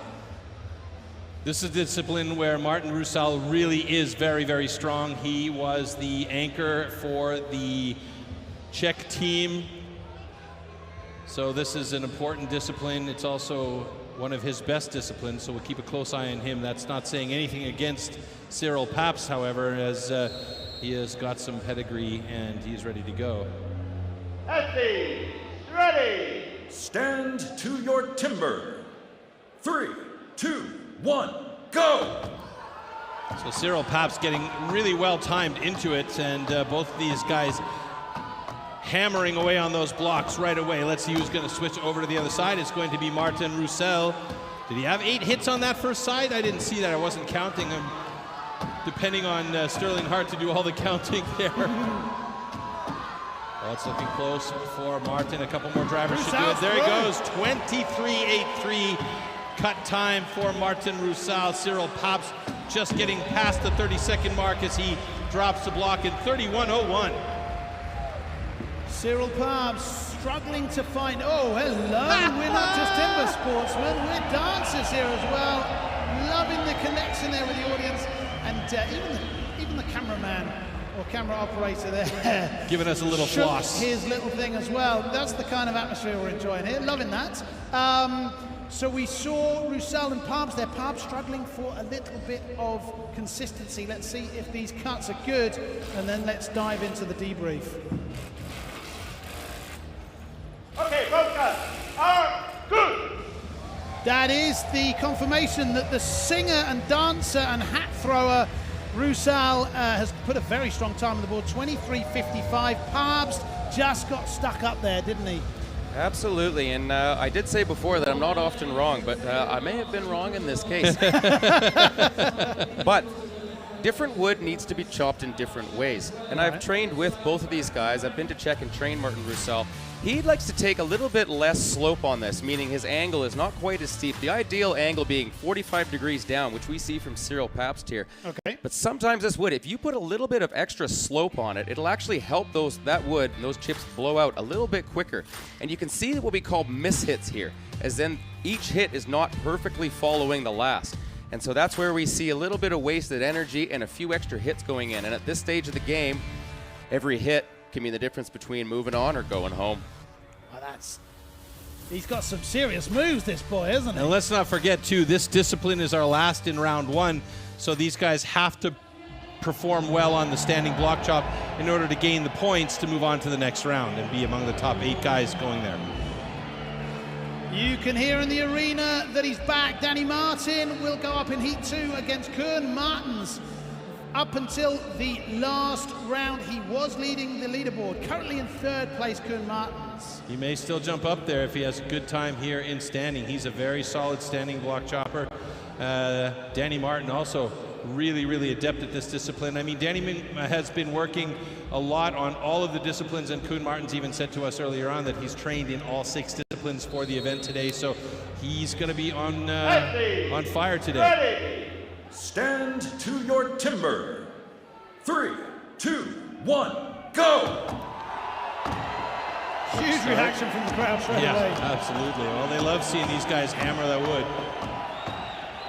Wow, Koen Martens quick over to the other side. Was it too soon is the question. Danny Martin moving over to the other side of his block, about 3 strokes behind Koen Martens. And Danny Martin's got a ton of power. Koen Martens got a lot of accuracy, though. I might have misspoken. And Danny Martin's got a personal best, 29.7. That power helped him out. Koen Martin struggling with the last couple of threads here. Oh, that's a troublesome spot right there for Koen, and a 29.91. And you can see some disappointment right there. So that means Danny Martin will automatically take over the top of the leaderboard and push Koen Martens down into 2nd place. And Danny Martin with the fastest time of the day in standing, just ahead of Martin Roussel, then Koen Martens with the 3rd fastest time. And I don't think that's going to hold that position very long with the athletes that are coming. Wow, Danny Martin with a personal best time of 20.97. He's loving every second of this open crowd here. They're pushing him on. It feels like they're knocking off a couple of seconds every time. Great showing, Danny. Well done also, Koen Martens. Okay, both cuts are good. It's kind of just as well, because I feel that the audience would have turned if they'd have taken that away from Danny Martin. A personal best time of 20.70. Well done, sir, indeed. Yeah, and a great cut by Danny Martin, but more surprising to me was an uncharacteristic cut from Koen Martens. Right. Normally quite a technician in this event. You saw him put those beautiful 8 hits in the front. And up on that stage, you know, it's loud. Sometimes nerves can get the better of you, and we were talking in one of the last heats about not tracing your hits. You know, each hit should follow the last one. And Koen Martens, they're struggling to get that block off at the end. As much as Danny Martin's good cut is going to affect the leaderboard, Koen Martens could affect it even more, because that's going to drop him down a lit and bump somebody else up as we see that last fiber. And those few 2, 3, 4 hits. And he missed it, didn't he? He came too short, and so it was almost like a wasted swing. You know, and it's unfortunate because he's going to be thinking about that for the next year, but will he use that as fuel to come back stronger? Really? Do we think about these things that long? Oh, yeah. It's those traffic situations. I should have said this instead. You ever seen a hot saw race from 2016 in Stuttgart? Yeah. Still thinking about it. This is heat number 3 of the standing block chop. We are going to see Pierre Pubaret from France go up against Ben Cumberland from Canada. Your landsman here, Sterling Hart, he had a bit of a sticky run-in the last discipline. Are we going to see more in the standing block chop from him here, do you think? Absolutely we are. I've been training with him all week. If there is a powerhouse in this event, it's Ben Cumberland. He's going to cut this smart and fast. Right, Ben? One of the best men to ever pick up an axe in Canada. Ready. stand to your timber. 3, 2, 1, go! And here we go, Pierre Puy-Barré on the right in the blue, Ben Cumberland in the black, white, and red on the left-hand side of the stage. And wow, he's got that thing shaking already. Oh, but we got a That's a split big block. problem. That's a big problem right there for him, because that could cause a bit of an issue here. And that split block, you'll explain that to us a little bit more, Sterling, what that means for him as he is trying to get through that thing now. And he's done it in 22:41. And that could have been an ugly situation for Ben had that broken off. And Pierre Puy-Barré has managed to do it in 24:41, so a close heat between these two guys. And talk a little bit about that split block, excuse me. Absolutely. When somebody like Ben Cumberland, with as much power as he has, hits that block, and unfortunately one of his down hits in the front actually scooped down a little bit and pinched that out. You'll see it more in the replay, but that happened to split that block, and that just made it even more difficult on the back because he was trying to hit a moving target. Yeah. And that just takes away force on the block as we get the final decision from the judge here before we look at the slow motion replay. All right, both cuts are good. There's the confirmation that both cuts are good. Puy-Barré's time of 24:04, currently the 4th fastest time. Ben Cumberland's is the 2nd fastest at 22:19. But I, as a layperson, had the feeling it could have gone quicker if it Right hadn't there, been for that this hit issue. you saw, that's what I was talking about, that scoop down, and now that block is split. Yeah. So every hit is absorbing his axe instead of taking all the power. On the back now, he's trying to hit a moving target, and that's why you see that axe sticking after every hit.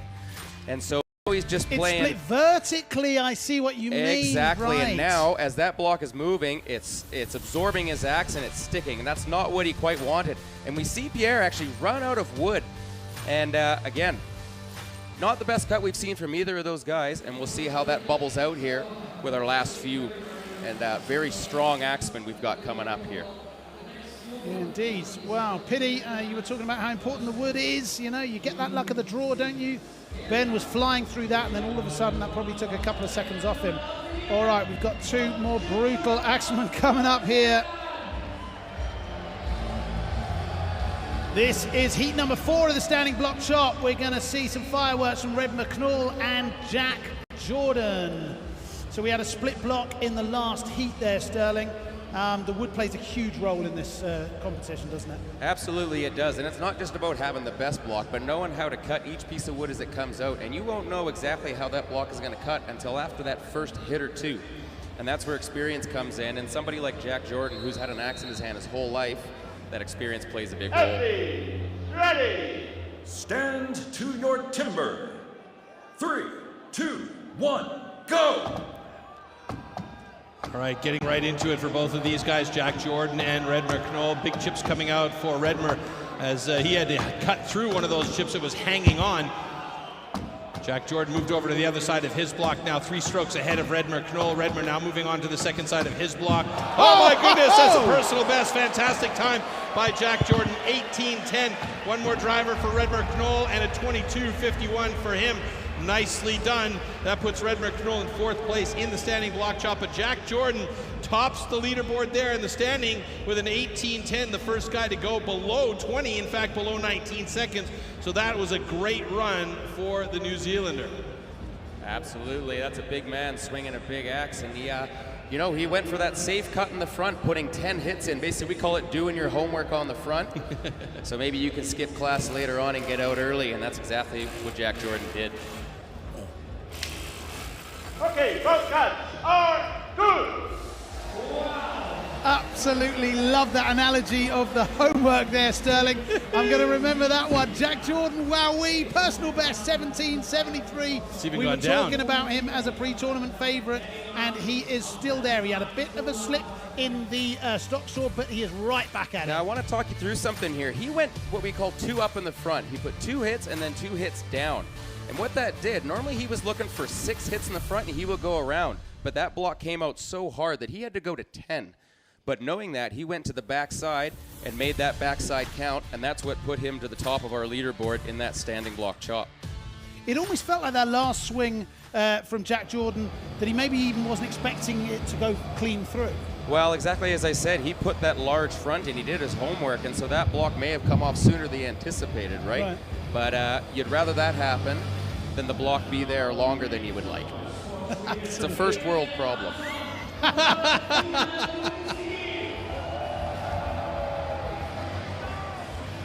This is heat number 5 in the Preshow arena of the standing block chop. It is Michał Dubicki going up against Emil Hansson.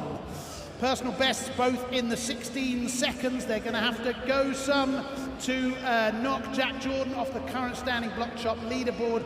Standing there with his personal best as is of 17.73. We are seeing some fantastic timber sports here today. Yeah, Emil Hansson took a 1 point out of the underhand chop, not doing too well there, and 7 points out of stock saw. So right now he's at the bottom of the leaderboard. Stand to your timber. 3, 2, 1, go! Ooh, that was a quick start from Emil Hansson. I hope he didn't jump the gun on that one. So he's getting into it right away. He's such a great athlete, and moving over to the other side quickly, Dubicki joining him on the second side of his block, about 2 strokes behind Hansson. Hansson going really quick with the axe. Dubicki doing the same thing here, which is something you're normally seeing on the underhand chop for these guys. And it looks like Dubicki just motored through that thing crazy fast. 29-3, Emil Hansson 22-16. As I was explaining before, the most efficient way to cut a block, as we see a little note to home, I think, there from Michael Dubicki. As I was saying, the most efficient way to cut a block is on a 45-degree angle. But science also says that the quickest way from point A to point B is a straight line. And that is the way that Michael Dubicki took through that standing block. But he's got the horsepower to do that, and that's what's going to put him into 3rd position currently in our standing block with just 2 putters remaining. We're getting everything from Sterling Hart today. Philosophy, maths, and even a bit of science here. Well, you get what you pay for. That's helped Emil Hansson as well. Both cuts are good. Emil Hansson will take a time of 21.90. Currently good enough for 4th place in the standing block chop, and that time from Dubicki will put him in 2nd place, 20.69 seconds. Now, Emil Hansson, an absolute technician. He's come a long way in a short period of time, as we saw him in a Rookie World Championship not that long ago. And but just the horsepower of Michael Dubicki could not be overcome, as you see that final hit straight through. Not quite the accuracy you'd be looking for, but there was nothing clean about those sides. Just help us all. If he ever starts putting those hits together, we are all in a lot of trouble, as we are already, as you see him in 2nd place with our final 2 strong standing block cutters. That was a very helpful run also by Emil Hansson, because he managed to get himself up into 5th place. So that means he's safe for the next round if the 2 guys that are coming on stage now have very good times. Do not adjust your sets. Jason Lentz is that big. This is heat number 6 of the standing block chop. This is the Australian Jim Head going up against the American Jason Lentz.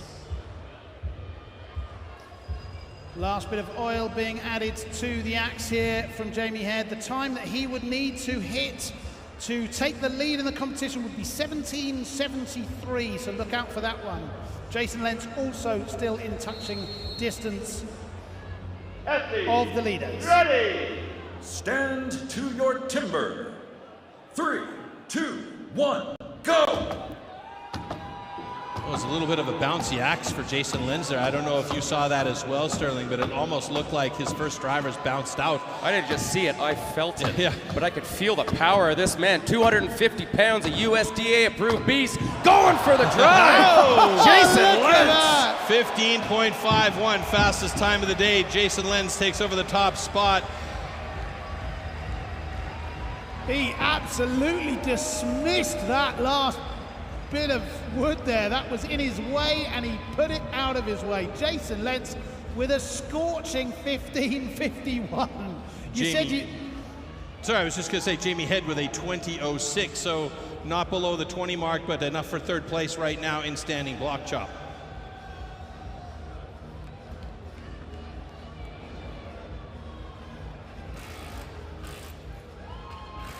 Okay, both cuts are good. Both cuts were good. That was heat number 6. Jamie Head with a revised time of 19.85. Okay. Jason Lentz with that absolutely wicked time of 15.28. That will give him 12 points to take with him into the overall standings. So we can see the completion of the standing block chop. The fastest time and 12 points go to Jason Lentz, 15.28. Jordan and Head with sub 20 second times. Personal best also for the local boy, Danny Martin, 20.7.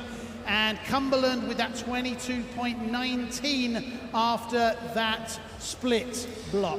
If we look at the overall standings as well, when things get shifted around after this third discipline in round one, look at the scores in the top 3 positions. Lentz, Martin, and Head, all with 27 points, and 1 point back of those boys is Mikael Dubitsky. Now remember, we are going to take the top 8 athletes from this first round and move them into the second round when we go into the single buck and the springboard. So Roussel, Cumberland, Puberay and Knoll will be looking very closely at Pabst's record, currently in 8th place. That's the important line at the moment. Okay, so it's heating up. We're starting to see a little bit of consistency, right? We're seeing points go on the board from multiple players. Jason Lentz really sent out a statement with this swing in here, didn't he, Sterling? Did he ever? You see those driving blows, that stand absolutely shaking as he hits it. Wow, the whole block just shaking in the stand. Those driving blows being felt all the way back in Diana, West Virginia from here over in Stuttgart, Germany. He knew when he drove that off. He went for a look at the time just to know how he stacked up, but I think he knew he had the win, taking that block off. I think he did. Wow, he was a little bit quiet for me in the first 2 disciplines, but that is quite a statement. He's up there with 27 points. Danny Martin, the local boy, as well, 27 points. It's quite congested at the top, but for the next discipline, it's all about that cut, isn't it? It's all about the bubble position 8, right?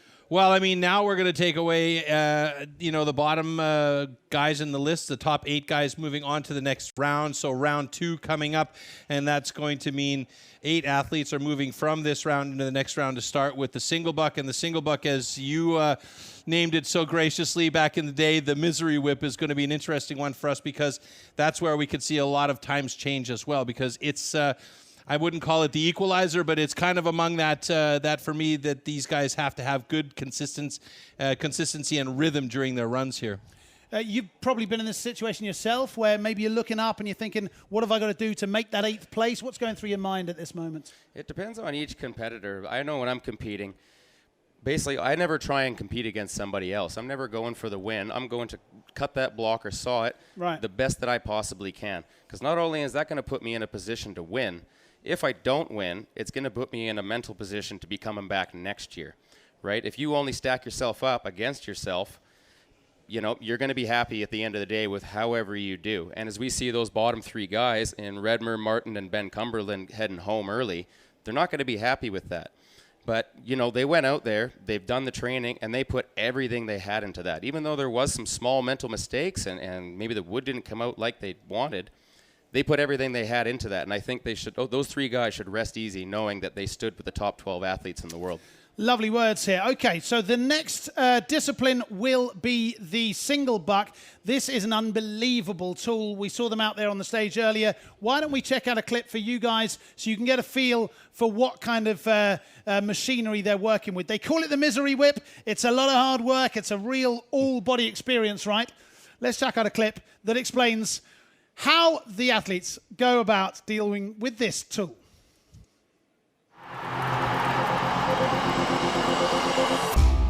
The 2-meter-long cross-cut saw used for the single buck discipline is made especially for competition. A series of consistently patterned 10-centimeter-long teeth are cut with a laser on one side of the saw and then hand-sharpened. Saw teeth are divided into 2 types, cutters and rakers, just like on the old-school saws. The saw weighs about 5 kilos and its base price starts at around €1,500. Single buck. The single buck is a one-man saw about 2 meters long. With this, the athletes have to cut off a complete disc of a 46-centimeter thick wooden block. The perfect interplay between rhythm and strength is the key to success.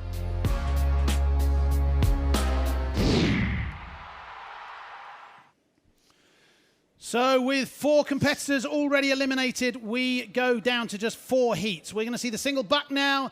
It's Pabst versus Honson in Heat 1, Martins Jordan in Heat 2, Dubitsky Head in Heat 3, and it'll be the American Lentz going up against the German in front of his home crowd, Danny Martin. This is heat number 1 of the single buck. We've only got 8 athletes remaining. We're going to see Cyril Pabst go up here against Emil Hansson.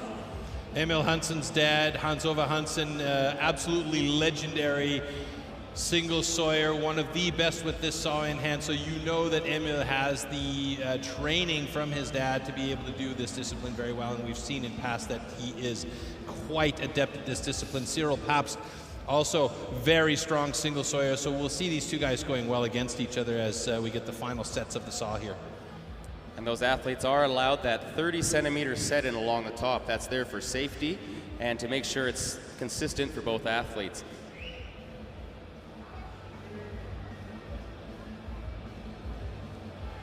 So you see the determination. Cyril Pabst knows this is his moment. The focus is fantastic, He's made it to isn't that it? round 2.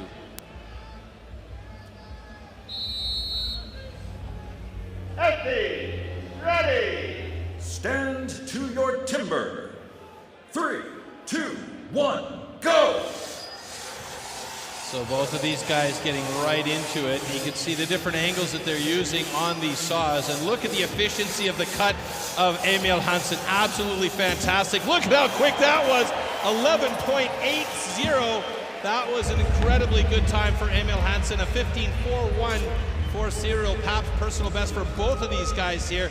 That was a really, really nice set of cuts. Was it ever? And I don't think Emil could have cut that any better. No.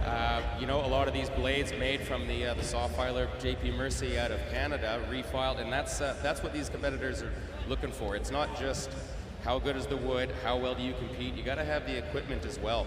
But you know, the technique we just saw out of Emil Hansson was just, you could not have done that any better. He should be extremely proud of that cut. That was a lovely indeed. cut. All right, both cuts are good. Well done, gents. Very nice indeed. Personal best all round. 11.54 for Hansson and 15.15 for Pabst. Pabst is right on the bubble there in position 8 currently. So he's going to need all the points he can get. Now, as we take a look at this replay, you can see him running that saw absolutely perfectly. You don't want to see that saw rocking a whole bunch. You see the saw has a bit of a belly. It's not dead straight on the bottom, so he's running that saw to keep every single tooth on the wood he possibly can. Hey, I'd be a good saw. Absolutely you would. I see what you've done there, sir. And you could see a bit of rocking from Cyril Pabst there, and that's where the difference was made up. As you see Emil Hansson using every single tooth efficiently, and that's why he was able to power through in a stroke and a half sooner. And we should remind everybody, too, that now that we're into the second round, all the points are worth double. So these 8 athletes, first place is going to get 16 points, second place 14, and so on. So we're going to see that leaderboard jump a lot as we go through this single buck. This is heat number 2 of the single buck. It is Jack Jordan going up against Koen Martens. Koen Martens holding the national record, another guy who holds a fairly good number of national records himself for Belgium with a 15.61. Jack Jordan will get a personal best here in this one, as it is, as I said, his first international individual competition, and he absolutely deserves to be here.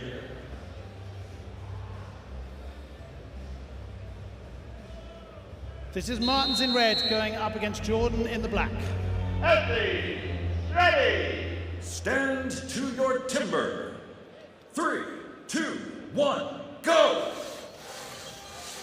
And neither one of these guys opting. Oh no, yeah, it's sure. Koen Martens is opting for the spike shoes. Jack Jordan not doing it. Oh, a bit of a sticky one for Jack there, but he still gets to the bottom of that cut in 13.20. Wow, great time, and another personal best for Koen Martens with a 14.77, destroying his previous personal best of 15.61, and Jack Jordan's 13.20 will put him in second place in single buck. Koen Martens in third place with Cyril Pabst rounding out the top 4 spots for the moment in single buck.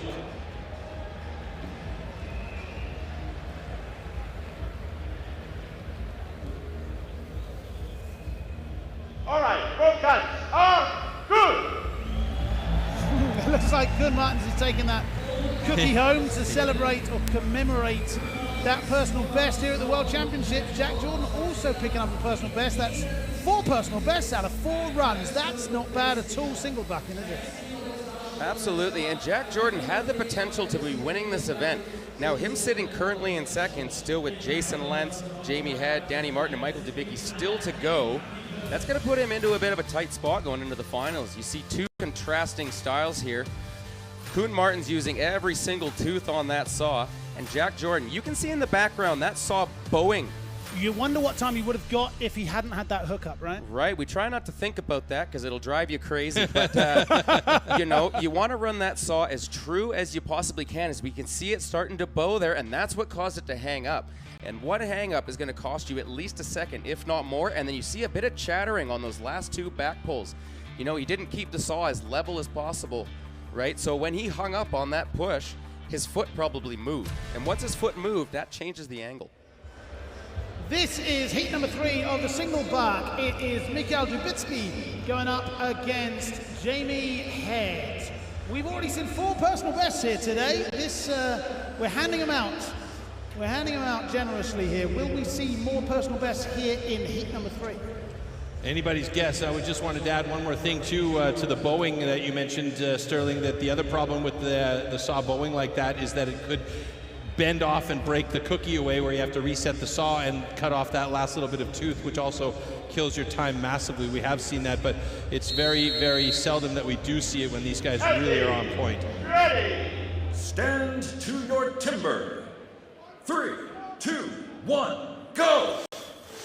Now this is a discipline that Mikhail Dubicki's been working hard on to improve in the last years, and we've seen him really become quite adept at this discipline. But look at Jamie Head go. Oh, and they're exactly what I was talking about. That's exactly what I was talking about. That piece broke off, and that meant that Dubicki had to go back and cut that off. You can see the disappointment there because he had such a great time. Oh man, that is a rough one there. The time got killed by that little tooth of wood at the bottom. But Jamie Head with an absolutely fantastic cut of 11.73, dropping a personal best, and Mikhail Dubicki with the little bit of extra wood at the bottom he had to go back and cut away. And he did have the presence of mind to go back and cut that. If he had left the cut there, he would have been disqualified. Exactly. But he had the presence of mind to go back, finish that cut, which means he still gets the points, and he can make that up on the springboard and try and power his way through to that final hot saw event. Okay, go cut. On. Good.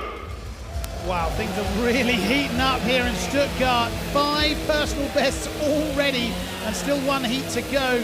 Dubicki, because of that hookup, 15.75.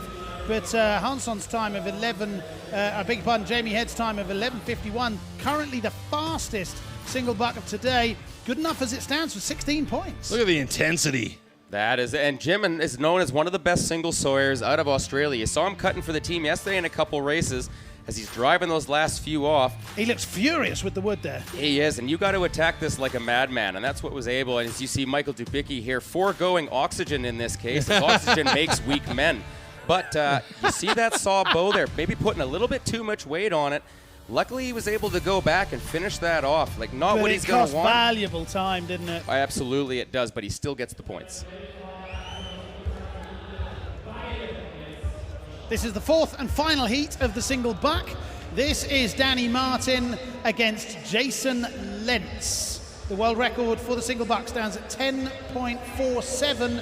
Jamie Head currently the fastest today here in Stuttgart, 11.51.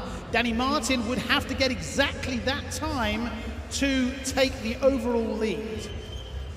Right, and as we watch these 2 final cutters go, you know, Danny Martin is an absolute technician on this, but if anybody's got a chance of taking down that world record, keep your eyes on Jason Lentz as well.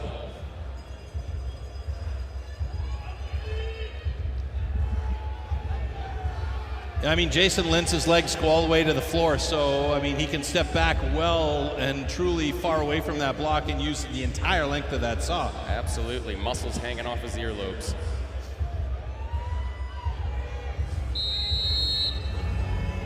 Ready.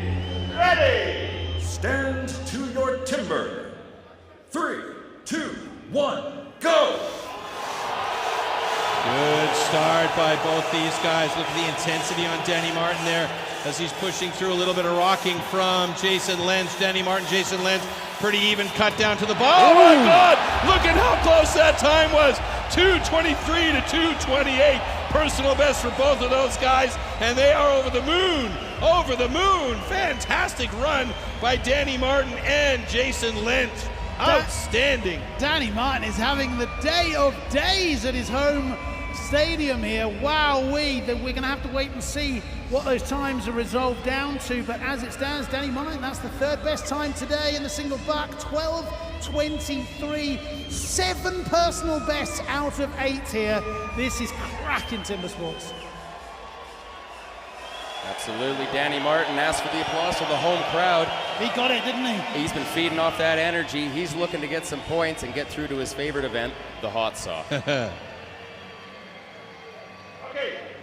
both guys, out, good.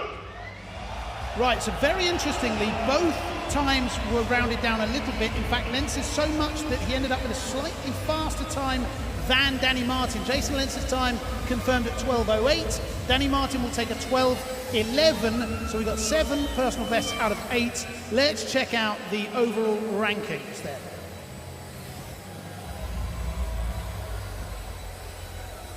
So confirmation that in the single buck, Jamie Head had the fastest time of 11:51, good enough for 16 points.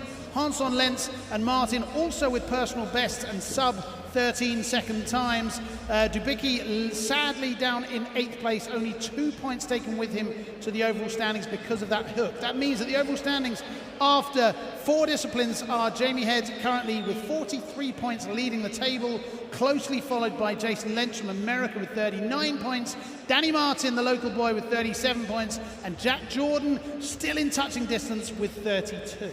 And Michael Dubicki right now is on the bubble in 6th place because we're only taking 6 athletes into the next round, but we still have to still get through the springboard up next. But we'll watch this first here with a little bit of color from Sterling. Absolutely, and Danny Martin just cutting lights out in the single buck. You know, that home crowd, I think, really powering him through. Not the strongest springboard cutter, so he knew the single buck is where he needed to pick up time. And he did exactly that, sitting up in 4th place. You know, that cut, popping him up ahead there. As we see the times adjusted, yeah, that Jason Lentz did just pip him. But him being that close, Danny Martin's got to be happy with that cut. Did we expect more from Jack Jordan until this stage today? We talked about him as a pre-tournament favourite. He's standing currently in 4th place. Only picked up 8 points in the single buck, and that's where the points are already doubled. So he is still in touching distance just, but do you think that it's a bridge too far? No, I don't think so at all. I mean, he's in 4th position. We've got 1 more discipline in round 2 still to go. So he still can get the points and that he needs to get in there. And as long as, you know what they say about the hot saw, it's the maker or the breaker, right? All right, what we can do is we can take a look at a split screen here. We're going to see the 2 fastest heats that we just saw. Let's go ahead and check this out. And maybe you could talk us through the technique side by side here. Here we go. All right, as we see Jamie Head on the right and Emil Hansen on the left. Very stretched out style. You see how much further apart Emil Hansen's legs were in this, and that's giving him a lot of extra power, right? Jamie Head saw him with his feet a little closer together. He doesn't quite have the power, but what it does do is give him a lot more rotational speed. So he was trying to get more strokes in than Emil Hansen, whereas Emil Hansen was stretching out, trying to use that entire saw. So you see 2 different styles, whereas in that case, Jamie Head pulling ahead. And in the overall standings, this is not what the rest of the field wants to see, is Jamie Head at the top of the field going into the springboard.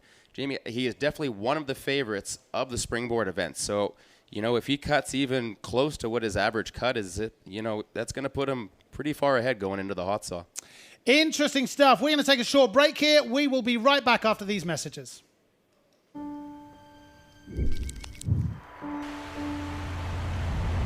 The STIHL brand world. A new home for a global brand.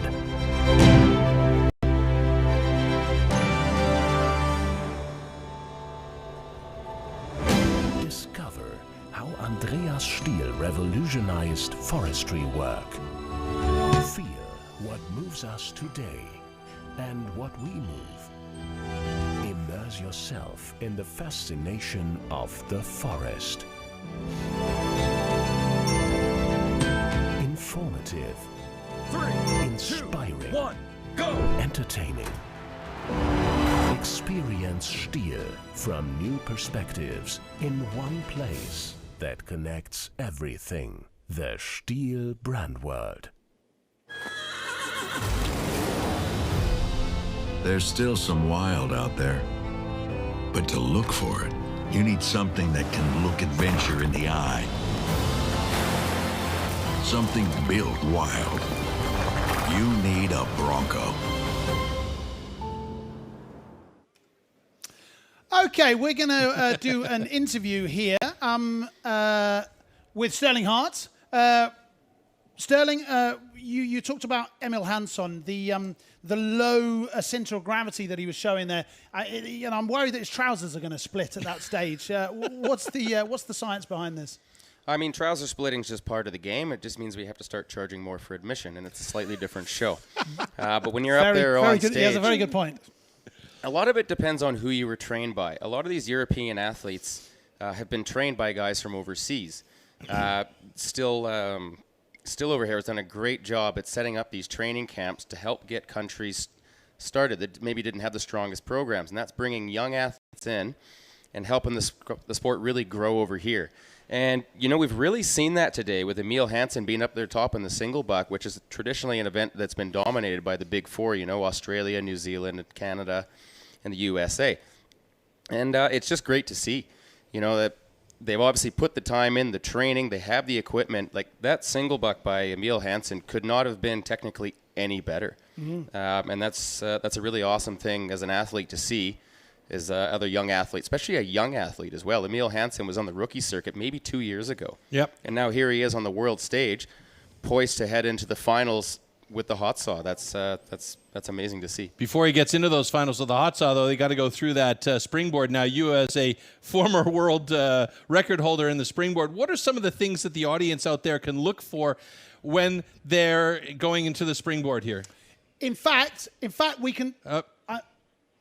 Okay, I'm sorry. Apologies. We're jumping to the next we were being told different things in our ears. We wanted to see that clip. Maybe we'll have time later. We're going to go straight back into the sport. Here we go with the next discipline. Springboard. Springboard simulates the traditional way of felling trees, climbing up over thick roots. First, notches known as pockets are chopped into the log. 2 springboards are then anchored into these pockets. The athlete then climbs up to chop through a 27-centimeter thick block of wood in the fastest time possible. This is the springboard. We're going to see 4 heats. We're going to see Pabst Hansen, and then in heat 2 we're going to see Martins Jordan. Heat 3 will be Dubicki versus the current leader Head, and then Danny Martin will go up against the current second placed Jason Lentz in heat 4. The world record 35.43, just a fraction under that world record that you set yourself, Sterling, a couple of years ago.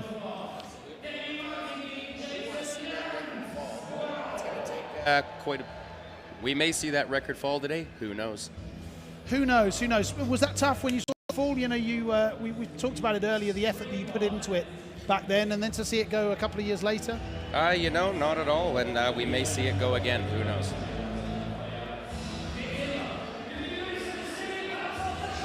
This is the absolutely fascinating discipline of the springboard. This is heat number 1. We're going to see Cyril Pabst go up against Emil Hansson.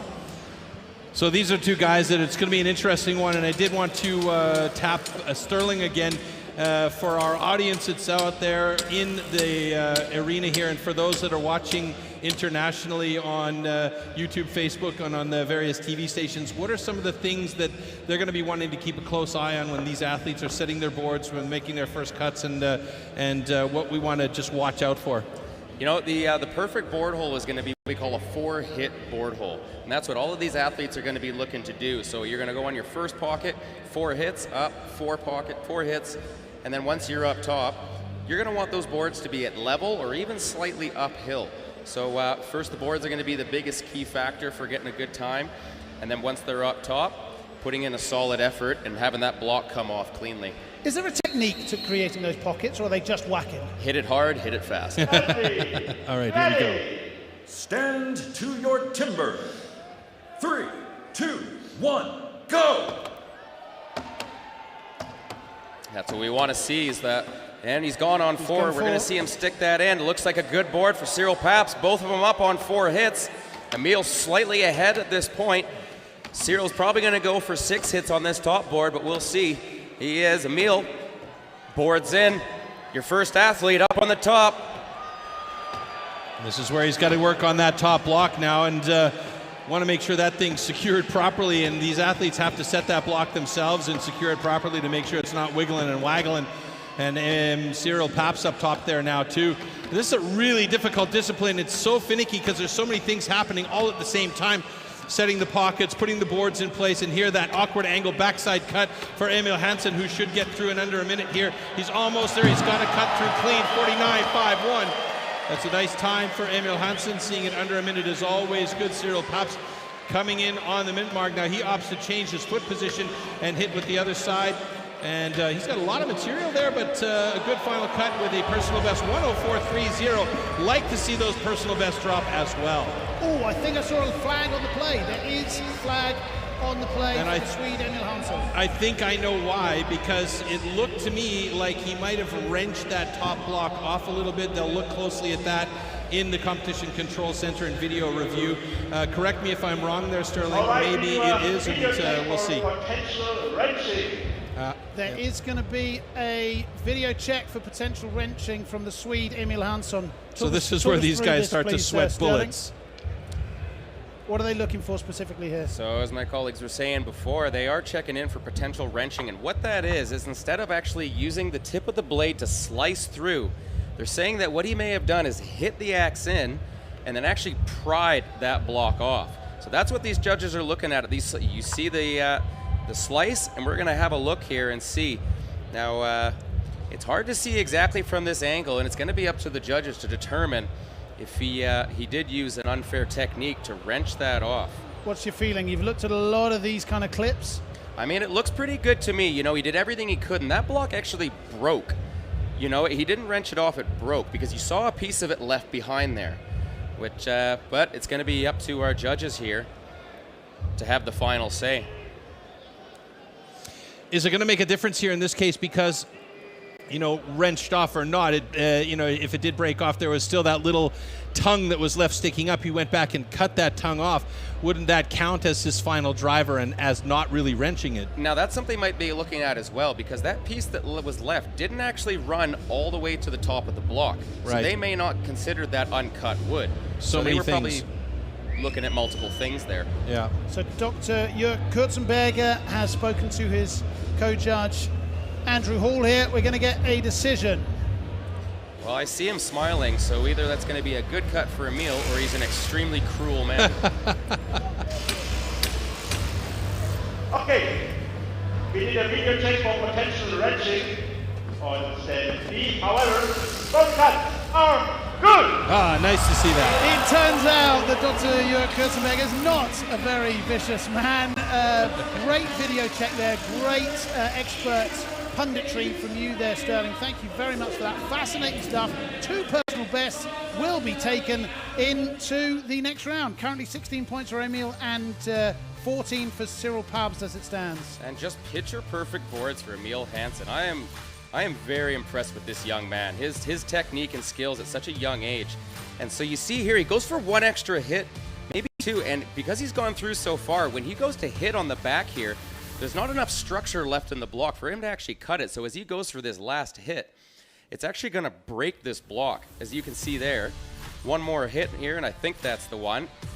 Right, and so he didn't actually wrench it. He was just trying to get the axe out. He was trying to free the axe, wasn't he? Absolutely. Yes. And now I don't know where the judges actually called that block cut. It's tough to say as we see Cyril Paps come off there. And not the best cut we've seen from Cyril, but a solid cut nonetheless, and that's going to give him some points. And Cyril will take that personal best home as well. So that's good. I mean, I love to see it when the personal bests go down. That just tells you that there's improvement and movement for these guys. So that's always a good thing. Yeah, I mean, it tells you that these athletes are literally doing the best they've ever done. You know, Yeah. I think that's a fantastic moment for them. So, although the time at first glance, 104, doesn't look great, it's the best Cyril Paps has ever done. And we have to, of course, wait and see what comes up in the other 3 heats.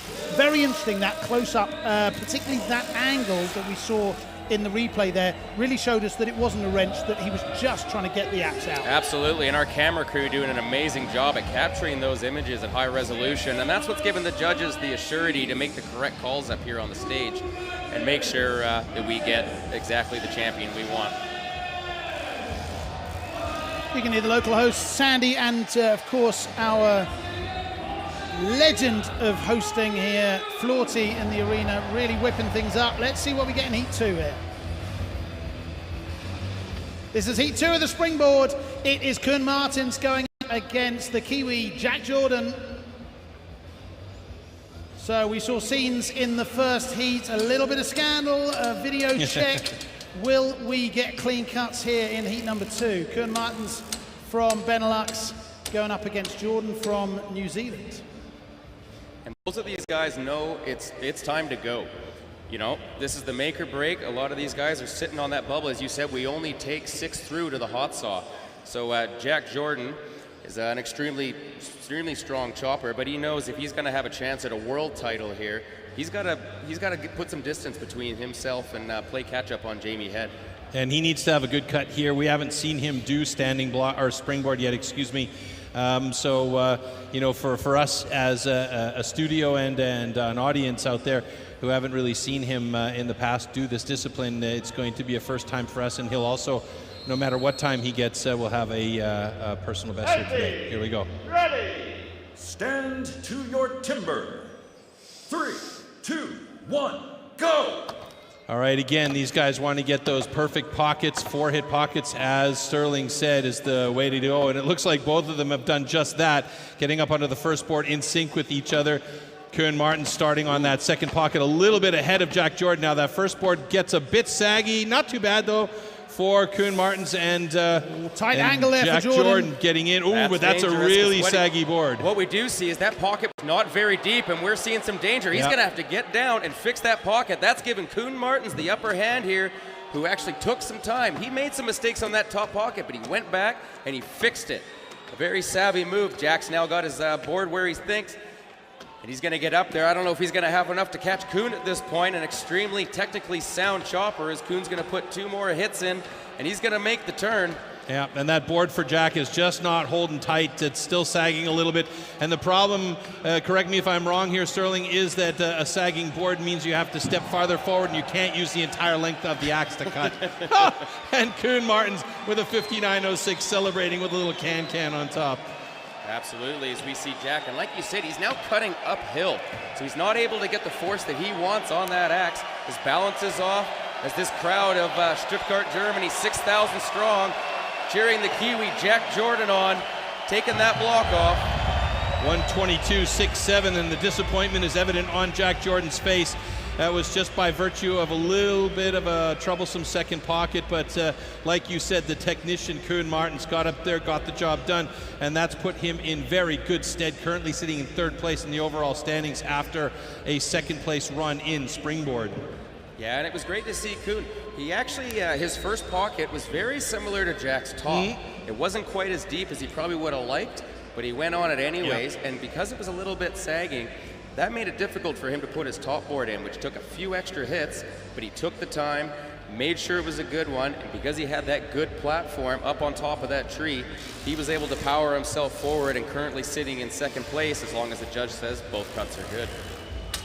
Okay, both cuts are good. He took his time on that one. The 2 axes in the air tell you that Koen Martens is very happy with his time at 58.81. Jack Jordan left the stage pretty quickly there. I think the huge disappointment from the young man there. He needed a really good run in this discipline to shake it up, and he didn't get it. He didn't get it. It was all about that second board, wasn't it? Absolutely. As we see, you can see a lot of uphill slope, and now he's had to take a few extra hits to get that chip out, but that's what made all the difference. And that one decision that he made right there to that not Jack rush it. didn't make. Exactly, you know, and that might be the difference that sent Koen Martens through to the hot saw and having a chance at a world title. As we see Jack getting up here, and right away that board just not having the angle that he wants, because on the tip of that board is a shoe. It's a little metal clip with a lip on it. And if you don't get that board into the right angle, it's actually going to try and split that tree that the board is in. not only dangerous, but it makes it extremely difficult as you see our... The second dancing performance today. Yeah. Who would have known it that the Timber Sportsmen are also, they've also busted in some serious moves here. I'm impressed. Okay, poor show from Jack Jordan. He'll be very disappointed with that. But Kurt Martens will be very, very happy. Yeah, and Jack Jordan currently sitting in 4th place in the overall ranking, so I wouldn't call him a bubble athlete just yet, but we do still have Michael Dubitsky, Jamie Head, Danny Martin, and Jason Lenz all still to come on stage. So if all of those guys get good times, that is going to bode not too well for Jack Jordan here. Let's see how things go. So 2 heats to go here in the Springboard. That'll be heat 3, Dubitsky versus Head. And then heat 4, we'll see Lentz go up against Danny Martin. As you rightly said there, Troy. It's not Last Chance Saloon, but it's getting pretty close, isn't it? Yeah, it's getting pretty close. And I mean, you know, if you're in the 4th or the 3rd position, even with a few more heats to go, it can cause problems if you know that the guys that are coming after you are very good in this particular discipline. By the way, folks, if you want to get involved in the conversation, you'll see down on the bottom of the screen there hashtags for our STIHL Timber Sports, and hopefully they'll put up my favorite one, hashtag Kiss My Axe. Don't misunderstand what I'm saying here. And get involved in the conversation, get your pictures out there, and just enjoy online as well. Absolutely right. As you rightly said, get into the conversation. We love hearing your feedback and your ideas and those kinds of things. And we love hearing this crowd as well. Yes. Danny Martin is still there. He's still with us, isn't he? And he wasn't really in the conversation at the beginning of the day. So it really feels like that energy that he's getting from the crowd is giving him that push. Absolutely. You know, he is right on that bubble, but he's had a very strong showing. As I'm looking at the points across the board here, he's been right there all day. Exactly. And consistency, right? Absolutely. And typically over, you know, timber sports, whoever comes home with the victory is the one that makes the least amount of mistakes. And, you know, Danny Martin might just be that guy this year. Who knows? Who knows? Look at the flags being waved here in the Porsche Arena in Stuttgart. Beautiful, multi-colourful scenes here.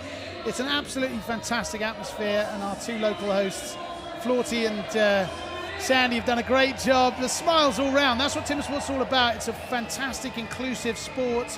Anyone can watch it. If you're new to it, you've got to come and check out an event. It is pure fun from start to finish. Apparently, I don't know if that's... As we see that sign there with the pictures of Dirk Braun, Martin Komarek, and Jason Wynyard, who have all unfortunately left us in the past few years. And although they are gone, they are not forgotten by this crowd, the athletes. They're felt everywhere in this sport still. Exactly right. Beautifully put. Thank you, Sterling. We saw some and heard some very sweet commemorations of the legend of the sport, Jason Wynyard. And some people are even getting rewarded for their... The swag is about. Although we did see Kuhn Martens make his own swag earlier on the single buck and managed to take that cookie with him. So he doesn't need the boys to give him any free stuff. So while we watch the local boys entertain the crowd here, while there's a short change on stage because they've got to get the new logs on, Sterling, what do you think you might expect from Dubicki and Head in the next heat? Are they classic experts in this particular discipline? Now, you know, as we've seen Michael Dubicki's axe skills, he is more of a power guy, not necessarily a technician. Right. Whereas Jamie Head is very technically sound. He's been doing Springboard his entire life in Australia, so I expect to see a good time out of him. But I've expected a few more good times, and there's been some inconsistencies and some mistakes have been made, so we'll have to see what happens. Yeah, we will. So this is heat number 3 of the Springboard. We're going to see the Pole, Michael Dubitsky, go up against the Australian Jamie Head. Personal best of 40.59 for Jamie Head. That would take him to the top of the leaderboard if we saw anything like that. Michael Dubitsky, were he to get a time of 49.70 or sub, that would also take him to the top of the leaderboard with just one discipline to go, the Hutzel. I believe this is also one of the closest competitions we've had to this point in the action. You can't call it now. You can't call it yet. No, you can't call it now, because if we're looking at the overall scores, Emil Hansen 45 points, Jamie Head 43 points, Kuhn Martens 42 points, Jack Jordan 42 points, and Jason Lenz 39 points. And those points are obviously going to go up for a couple of these guys here because of a few of them not having done the springboard discipline, but it is really one of the closest competitions that we've had in the last few years. Absolutely, but I think we could see this being closer than anybody else might think. Heavy, ready. Stand to your timber. 3, 2, 1, go! So Jamie Head getting into it right away, and that's 4 hits immediately for Jamie Head. Mika Dubitsky taking a few more there. I think he had an 8-hit pocket there, Sterling. Tell me if I'm wrong. He may have. I wasn't actually. I was looking at Jim because Jim's putting in a cut right now, a few extras to make sure of it, because Jamie's actually in the driver's seat right now, and he knows he just needs a solid cut to move through into that hot saw, whereas Michael Dubicki needs to get up there, and he needs to make up some points if he's going to want to make it through to that hot saw. He's got that deep pocket. And I think you're about to see an axe machine go to work. And I don't know if he's going to be able to catch Jim, because Jim's just about got a few more hits and he's going to be onto that backside. You don't want to count out Mika Dubitsky, though. He's got so much power and he's got a good board up top there. Jim Head struggling a little bit with the breathing, though, after a full day of action. And he just needs to get that block off and get a time lock down. 52-14 for Jamie Head. And Mika Dubitsky, he's moving over to the other side, rounding out to the minute mark here. So he's going to have a time, but he's got to get through that block fairly quickly if he wants to be on that scoreboard halfway decently with a 107.33. So that is the 5th fastest time of the day, just a hair, or well, not a hair, just a bit ahead of Jack Jordan there in 5th place. So he's going to be happy with that nevertheless, and he celebrates 2.5 meters above the ground.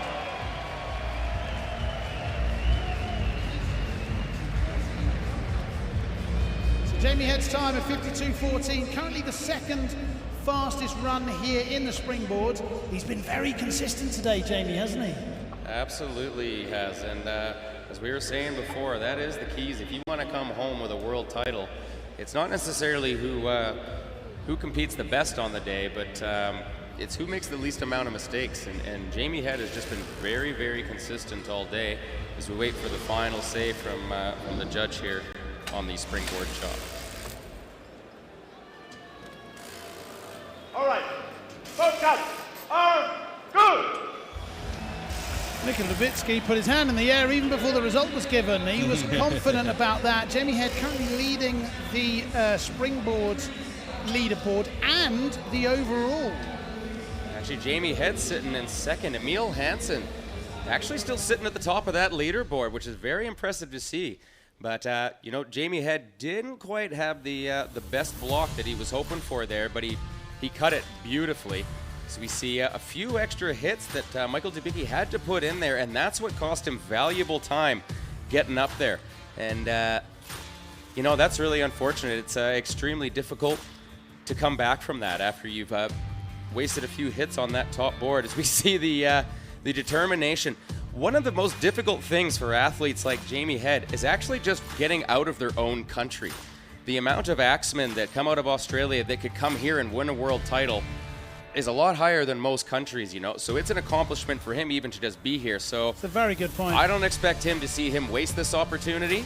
He's trying to get through to that hot saw, and Jamie Head, one of the best hot saw operators in the world. So no doubt, as soon as he drove that block off, he was out back, making sure that his saw was primed and ready to go before our last heat here in the You talked Springboard. earlier about the Australian dynasty, right? Certainly in the team event, they've won the last 4 Team World Championships, and the last still reigning for the next few minutes world champion is, of course, Brad DeLoza. We're seeing another Australian here at the top of his game, Jamie Head.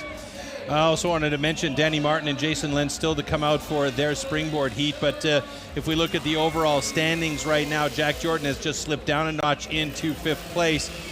Jason Lentz is above him in the overall standings, and Danny Martin is below him. So if either one of these two guys pull off a good time, that is going to push Jack Jordan into 7th or 8th spot, which means he is really very much a bubble athlete at this point and may be eliminated here in the springboard.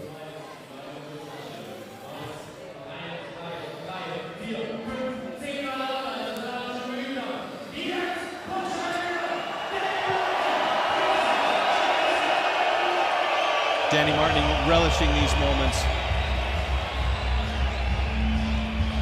Even if you didn't look at the caption, it must be clear to you who is coming on stage. It's Danny Martin going up in Heat 4 of the Springboard against Jason Lentz. I spoke with Danny about this discipline a while ago, and he told me, matter-of-factly, that in practice he has cut under a minute, but his official personal best for Springboard is 1:04.87. So the adrenaline, the audience on his side here should push him to a fairly fast time. We're all crossing our fingers for him. Jason Lenz has a personal best of well under a minute with 49.65. So he's going to also help that adrenaline pump for Danny Martin a little bit in this discipline, as well as they make some last-minute preparations and adjustments on stage to just get everything lined up and set exactly the way the athletes like it. What's the judge hammering in there? So that's actually just a support that once they're up there, like that's a lot of man, 9 feet in the air up on a board. So we want to make sure that tree stays firmly planted on that deck. Ready! Stand to your timber. 3, 2, 1, go! All right, here we go. The audience, we know who they're going to be rooting for, but there are plenty of fans from other countries. And that was a very quick board by Jason Lenz, as he is struggling to get that axe out. All the power in the world, and doesn't help if he can't get the axe back out of position. Now both boys are on their first boards and getting their pocket set for the second boards. Jason Lenz placing his second board, looks like a good angle. He'll get that tooth on the shoe in place, and again struggling to get that axe out of the block. Danny Martin set his axe up top, putting his second board in. Let's see how well he does to get up here as we just passed the 34-second mark. Jason Lenz working hard with a pretty sticky block there. He's got all the power he needs to get through there. And you can hear the audience in the background supporting Danny Martin, who's doing a great job on top of his block. A little bit of a slip of the axe there. Jason Lenz moving to the backside, and he's done it in 52.42. Danny Martin squeezing in on the minute mark now here. He's deep on the first side. He'll switch over to the backside now. He's not going to get his personal best time, but he will have a time locked in here. Is it going to be good enough to get him into the hot saw? Let's see. He drops it in 107.86, so just as well off his personal best time. And at the moment, Jamie Head holding on to the top spot in the overall. Jason Lenz has moved up into second, Emil Hansen in third, and Danny Martin's in fourth right there, so he's safe.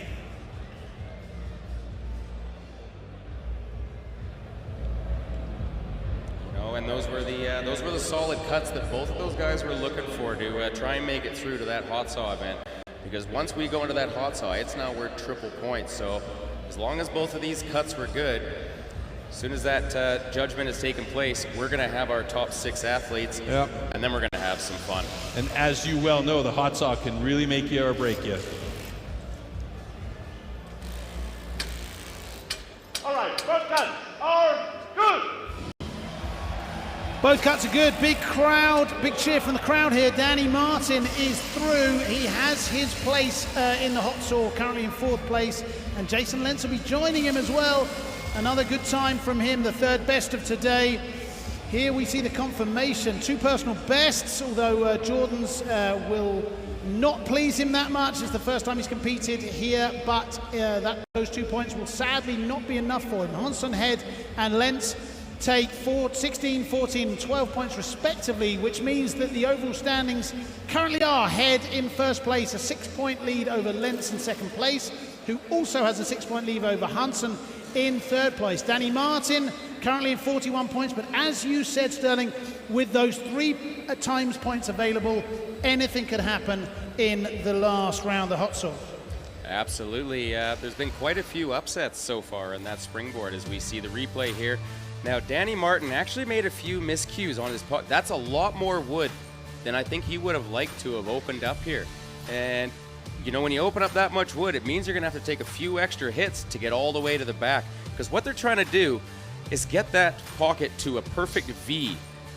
And what that does is allow that clip to go in there nice and solid, as we see just an absolute textbook pocket by Jason Lenz.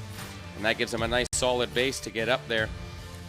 But quite a tough, stringy block. Not the best block Jason's drawn on the day, but that raw horsepower he's got powered him through and got him some very, very valuable still overall points. And that's going to give him a shot at a world title. Quick little look over to Danny's block as he shifted over to the other side. I don't think he was worried, but I think you know, he wanted to see where Danny was at in his cut as well. Absolutely, and that's just something as competitors we naturally do. once you're up there and cutting, it doesn't matter if you're in Stuttgart or he's back home on the farm in West Virginia. You approach it, you attack it in the exact same way. Yeah. So we are getting down to the nitty-gritty here. We're losing athletes, unfortunately, but we are left with quality. Jamie Head currently leading the leaderboard. Bit of a surprise, I'd say. I wouldn't call it a surprise. I mean, with all the other talent that's out there, yeah, for sure.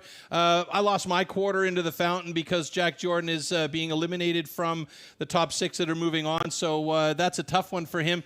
But I think for Jack Jordan, it all came down to that springboard, didn't it?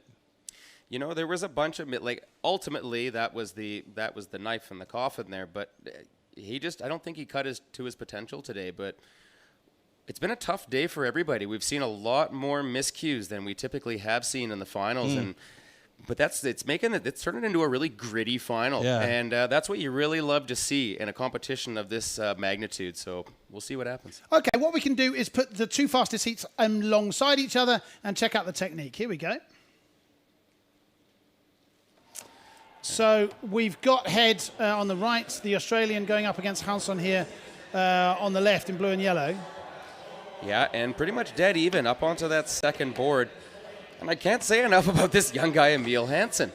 Just cutting lights out, you know, and to have that presence on this world stage as you see him get up at the same time, into the block at the exact same time.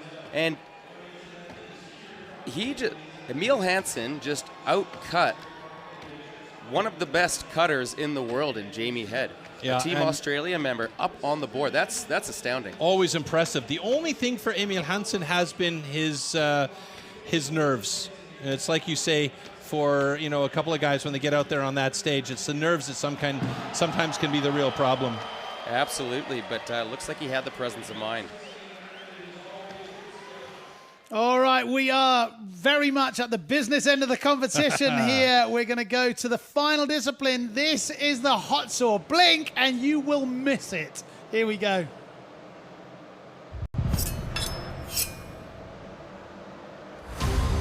This is the one and only discipline where the athletes are alone on stage. Yeah, probably the most important event, but also the most frustrating. These saws are so incredibly powerful and dangerous. Usually the hot saw is the slider. Timber. Hot saw, hot saw. Like I can't describe to you when we're out there under pressure. Saw starts well, first disc looks solid, cut is good. You know, you're always ending the competition on a hot saw, so you know where you're going to be at when you finish. So you're either at a real big high or just is what it is. Nice clean cuts, easy, relaxed. Der Hot Saw ist für mich die geilste Disziplin der Welt. 5, 6, 8, Robert Ebner, 3 on the deck. Hot saw is a love-hate for me. I honestly don't get that much enjoyment out of it. I'm not a motorhead. I swallow my pills and eat it. Once the competition comes, anything can happen. Oh no, a false start by Sterling Hart. What a disaster. Yeah, it was a disappointment for me. Happens though. It's part of competing. I saw there's 3 good discs there, but then let that nose come right up underneath the crossover line. Unfortunately, a disqualification. It all relies on the hot saw. Oh no. Irgendwie soll es einfach nicht sein. Und dann springt die Hot Saw nicht an, wieder mal. Oh man, that is a bummer for Robert Ebner. What are you taking away from this event? Oh, probably last place. I don't know, headache. Yeah, shit hot saw. What else do you want?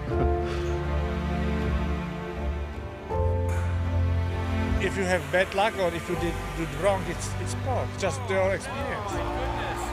What an absolute disaster. The chain came off.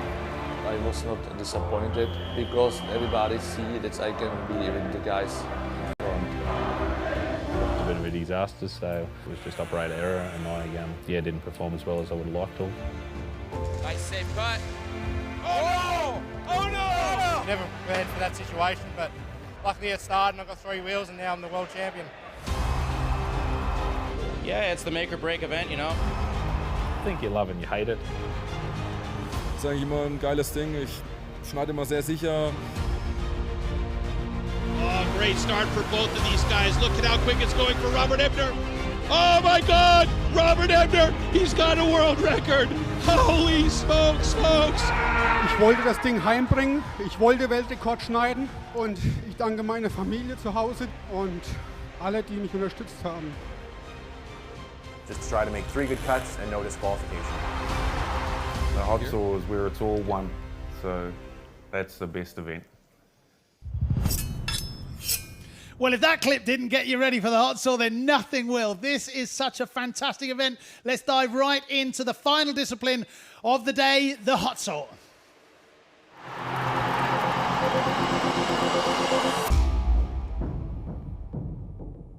These custom handmade race-tuned machines are built for maximum power and precision and to cut the wood as fast as possible in a competition. They are built with a 60 to 80 horsepower single-cylinder 2-stroke engine, often taken from a snowmobile or high-powered motorbike. The hot saw can weigh up to 30 kilograms and its chain rotates at over 250 kilometers an hour. The cost of a competition hot saw used in STIHL Timbersports is upward of 6,000 euros. Hot saw.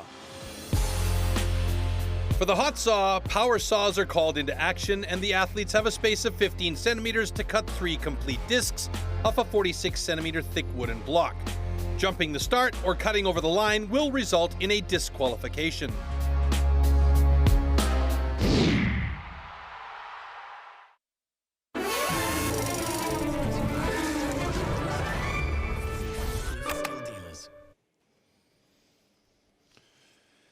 So we are ready for the last discipline of the day. That is the hot saw. We are going to see 6 athletes go up, one after the other, starting with Dubitsky, then Martins, then it'll be Martin, then it'll be Hansson.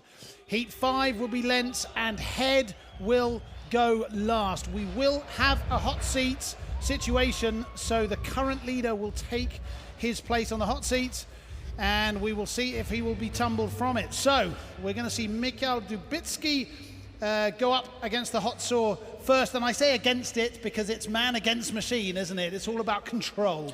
Absolutely it is, and the Polish typically have always been amazing hot saw operators, so we'll see what we get out of Michael Dubicki. Noisy beasts, these saws, noisy beasts. That's a, sounds like a Wankel engine. It may have a funny name, but that is an absolute beast of a saw. The Wankel saws actually have what's called a triangle piston, similar to what you'd see in like an RX-7 motor. So it actually has 1 cylinder, but 3 spark plugs, which gives it that extra oomph. But I guarantee you there's some eardrums bleeding in that arena right now. It's like a rotary motor. That is a loud saw, but it is a beast being powered by an even bigger beast.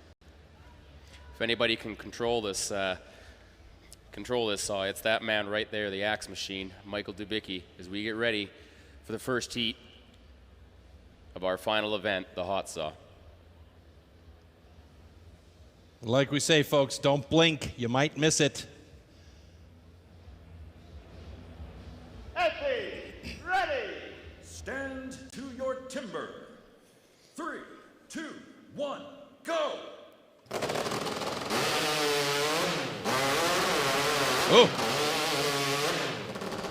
6.58 personal best for Mikhail Dubitsky. He's got 3 cookies on the deck by the looks of it. Hopefully he hasn't gone over the line. Looks safe though. Quick check by Andrew Hall to make sure that everything is looking good, and it looks like it is going to be good with a quick nod from Andrew. I think he likes it. Okay, good start. Very strong time, 6.58. That's a personal best for Dubitsky. And I think you saw the reaction pretty much straight afterwards. He was happy with that. Yeah, he cut clean and fast, so that is the time that has set the standard for the rest of the guys here today.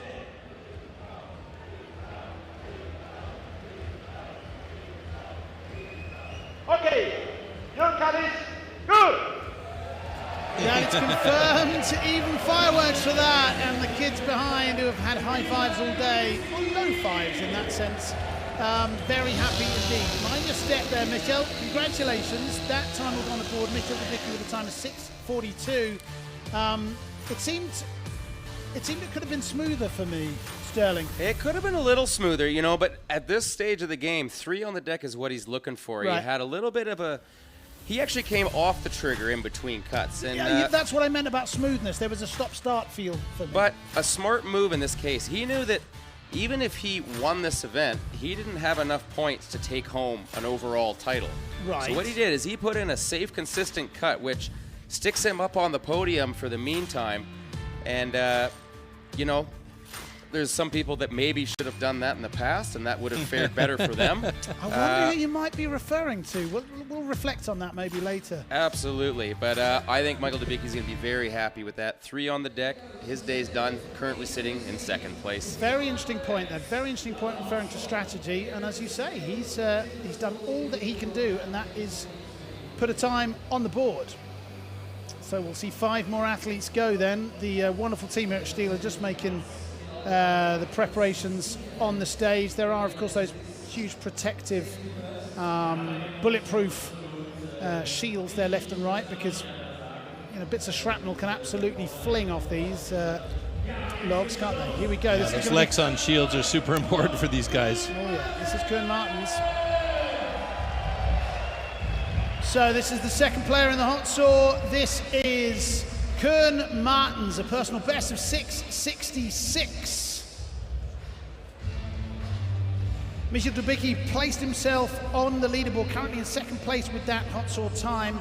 Come what may, he will be up there. He got his 3 on the board, as Sterling said, so he'll be in the game certainly. What do you expect from Koen Martens here, Sterling? Koen Martens, an extremely efficient hot saw operator, is Warm up your saw. and it's not just, it takes a lot to come out with a victory in the hot saw. It takes first that saw starting, but a lot more of it actually has to do with the chain on there. It's a special chain that they're using called 404 high tooth chain, which actually is not made any longer. So 1 loop of that chain at this moment sells for $1,000 US. Jeez.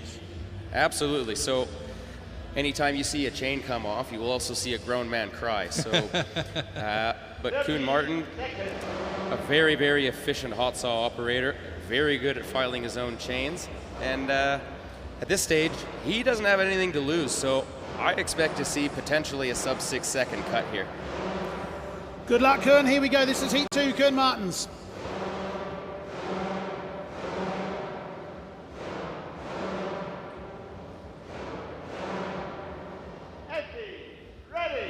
Stand to your timber. 3, 2, 1, go! Oh, a little bit of a step in by Koen Martens there. Oh, and a slow time at the top of that 2nd cut, but he's got 3 on the deck. A couple of angles in there that are looking wacky, but it doesn't look like he cut over the line. And he's again celebrating with the audience here in Stuttgart. Fantastic. I just love this guy. He's so upbeat and positive all the time. He loves it. Congratulations, mate. There was a couple of sticky moments, but it didn't seem like it bothered him. He enjoyed every second of that. No, not at all. And you saw the fist pump and the jump there. Me personally, I would have gone with a leg kick, but to each their own, you know. He sold that one in the springboard. We've seen a couple of dance moves today as well, Sterling. Would you care to share your favorite dance move? I think I did. That'll be airing this fall on TSN.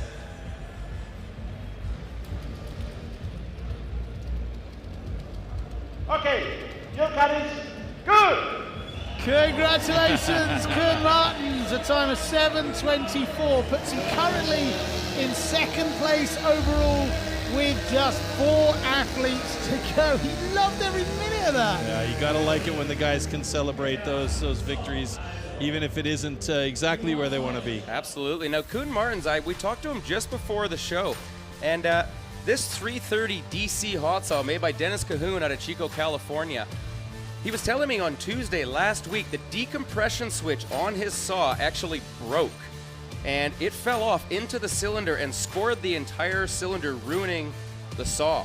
So he had to make some calls to California, get a new engine sent, a new cylinder sent over from the States. It arrived here, he rebuilt it, and just enough time to get some runs in training, and you know what? So I think overall he's pretty happy to get 3 cuts on the deck with that solid investment he's made in that hot saw. Wow, that's great background information. Very nice indeed. Thank you, Sterling. Just made it all up. The thing is, we couldn't tell either way. We just don't know.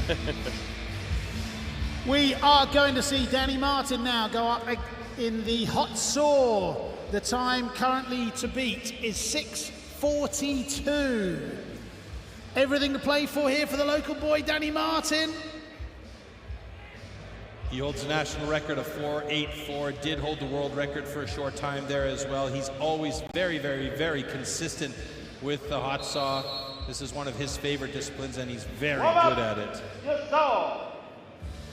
So a time of 6:42 would put Danny Martin in first place overall here. Everything to play for is just a blink of the eye.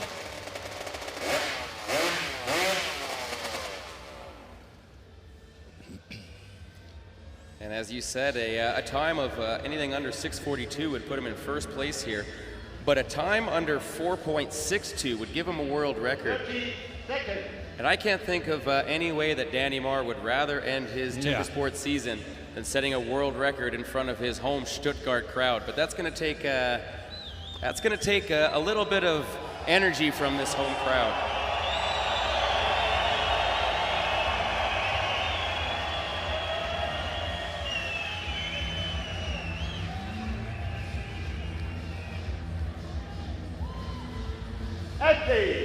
Ready. Stand to your timber. 3, 2, 1, go. Oh, this is looking good already. Nice start, bit of slow upcut. And he's got himself a 5.86. That's enough for the top spot. No world record today, very quick. but he is pumped by that run. Yeah, he has every right to be happy with that. 5.86 for Danny Martin. 3 really smooth cuts. Takes him to the top of the leaderboard as we stand, and he will go in that hot seat. Wowee. Yeah, absolutely blinding cut from Danny Marr. Bogged a little bit on his upcut there, maybe a little bit of pressure, but he's going to be extremely happy with that, as that sits him currently in first place and currently sitting in that hot seat, like you said, with only 3 left. He's in the hot seat. I think there's 6,000 other people who would take that seat for him as well. They're backing him right up. Let's see if he gets the green light from the judge.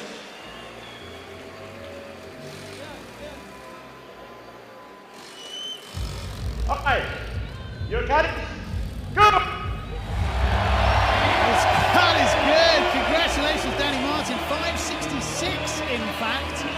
What a fantastic day he's had. Consistency all the way across the board, and he's enjoyed every moment here. And win, lose or draw, he's just had a terrific day. Yeah. What a wonderful scene here. It's been a step for Danny Martin on this event, I can tell you that much for sure. He's been very consistent throughout all of the events.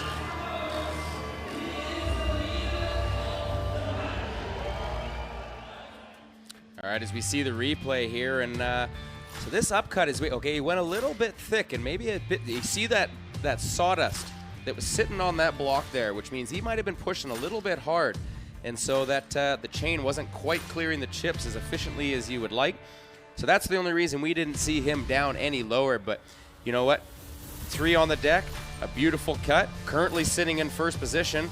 Not much more Danny Marr could ask to end off his day. No, that's exactly right. And I think the crowd are going to be delighted with what he's achieved. He's going to be delighted as well. If there are a couple of slower cuts here, we could see an incredible scene with a German on the top 3 here. Exciting stuff. So we've got 3 to come. That's going to be Emil Hansson, Jason Lentz, and the current leader, or the leader before this discipline, I should say, Jamie Head. All to play for. 5.66 is the magic number. Yeah, right now Danny Martin on the top of the leaderboard with 59 points, but that may change. Let's see. Protective glasses on, very important in this and other disciplines. This is the 4th heat of the hot saw. This is the Swede, Emil Hansson. The magic number is 5.66. 5.66, that incredible time just set by Danny Martin is the time to beat.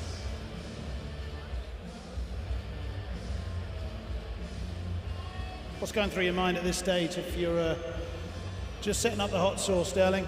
Well, if it's me personally, I'm thinking, man, this is a stupid event. But that's just me personally. Emil Hansson, though, as we said, absolute technician. And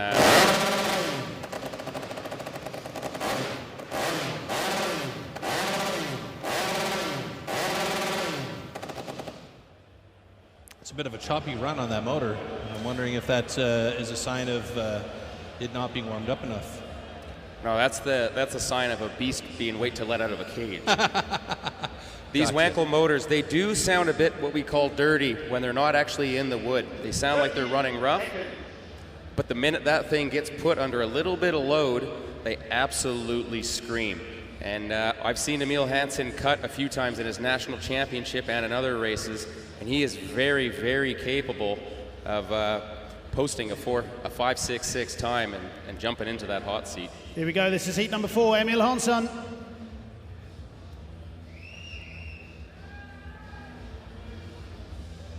Small adjustment so you could see that all those moves. Stand to your timber. Checking everything. Here we go. 3, 2, 1, go. You weren't kidding about the way that beast works. And look at that time, 5.89 for Emil Hansson. 3 on the deck. That gives him 60 points. If he gets the thumbs up, that means Emil Hansson will take over the hot seat from Danny Martin. And it looks like we have 3 good cuts there.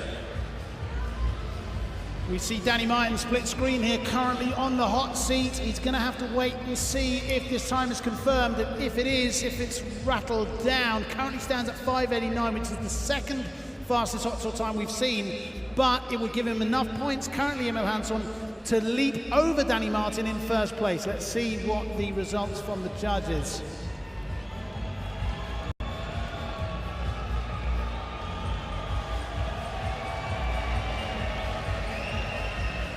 All right. And your cut is good. Emil Hansson's cut is good, and the time is revised down to 5.77. It's still only the second fastest time today, 5.66 being Danny Martin's fastest time. But those points should stay as is. Would be good enough for first place. We have a new occupier of the hot seat, the Swede, Emil Hansson. Absolutely, as you said, and we see our first round of musical chairs as Emil Hansson jumps into that hot seat. And you know, again, we saw a very good cut. He stayed on the throttle there. He was going for the win, and he's got to be pretty happy with that cut. A little bit, it could have been smoother going in and out of the cut. As you see in the top, just that little bit of a shake. Bit. Yeah. And when you're trying to get down closer to 5 seconds or under, everything just has to be lined up exactly perfect. But I think Emil should be extremely happy with his day. He has a very, very bright future in this sport, and I think he opened a lot of people's eyes as to not only what he, but also the rest of the European competitors are now capable of. They've come a long way in these past few years, and he put on an amazing performance. Well, today. indeed. I mean, if my maths are right, with only 2 competitors still to go, Jason Lentz and Jamie Head, he's guaranteed a place on the leaderboard as such. So very exciting times here for Emil Hansson.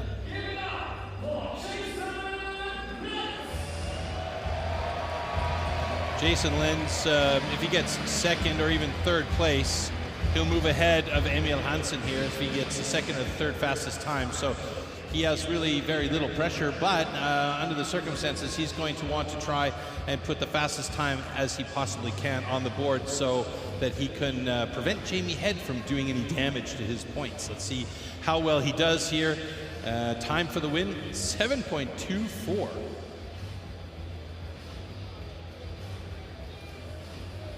So 7.24 is the number to look out for. Should he be sub that, he would leap over Danny Martin and Emil Hansson into first place. It looks like that machine's been through some business, doesn't it, Sterling? Absolutely. That Gingras motor out of the States, and I believe he'll be running one of his 404 high-tooth chains filed by his father, Timbersports legend Mel Lentz. So, you know, Jason's going to go for it. One of the best hot saw operators in the world. So expect to see some fireworks here. 30 seconds. See them making their final preparations. Every athlete has a checklist that they go through, making the saws exactly where they want it to be, making sure their oiler's turned on. Decompression switch is one I would check as well. This is heat number 5 of the hot saw. This is Jason Lentz. Anthony, ready. Stand to your timber. 3, Emil Hansen 2, covering 1, his ears. go! Bit of a chunky start for Jason Lentz, but he's got good cuts and 3 on the deck. Oh, it's 5:53. lightning fast. That is very, very fast. Jason Lentz with the fastest time so far, unofficially moves him to the top of the leaderboard. Did I just see a yellow flag come out of the pocket? Oh, we I did. did. Let's see what we have going on here. This could bode very well for Emil Hansen. They're checking to see if there's a cut line by the looks of it. The flag has been thrown, the looks have been had. There's a little discussion here between Jason Lentz and the referee, Dr. Kutzenberger. We're going to get the result. This could be enormously important. Emil Hansen waiting on the hot seat for the decision. I think he'll be safe, quite honestly, but we'll see.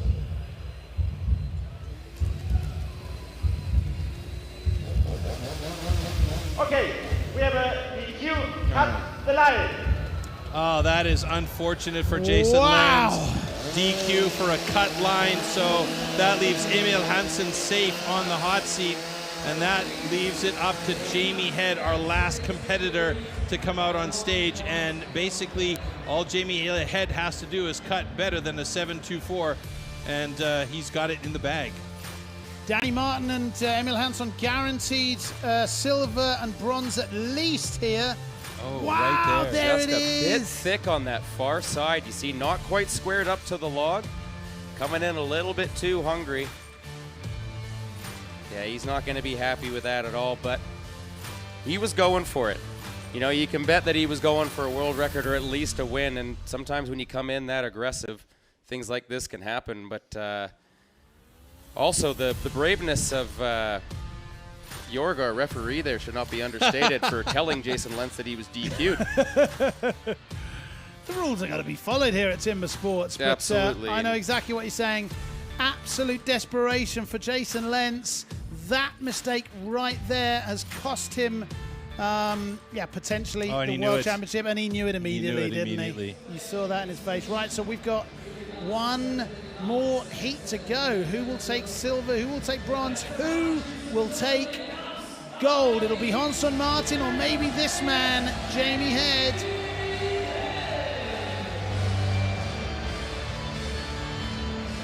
So this is the 6th and final heat of the hot saw. This is the Australian Jamie Head, Danny Martin and Emil Hansen. Guaranteed silver and bronze at least. It all depends on what Head comes up with here.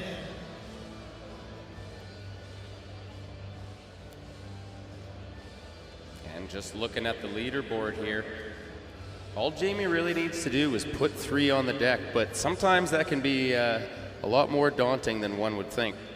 There's a lot of things that can happen. That saw's got to start first of all, and sometimes your inner competitor comes out as well. But, so you're recommending a conservative approach to this, are you? No way, man. Give her.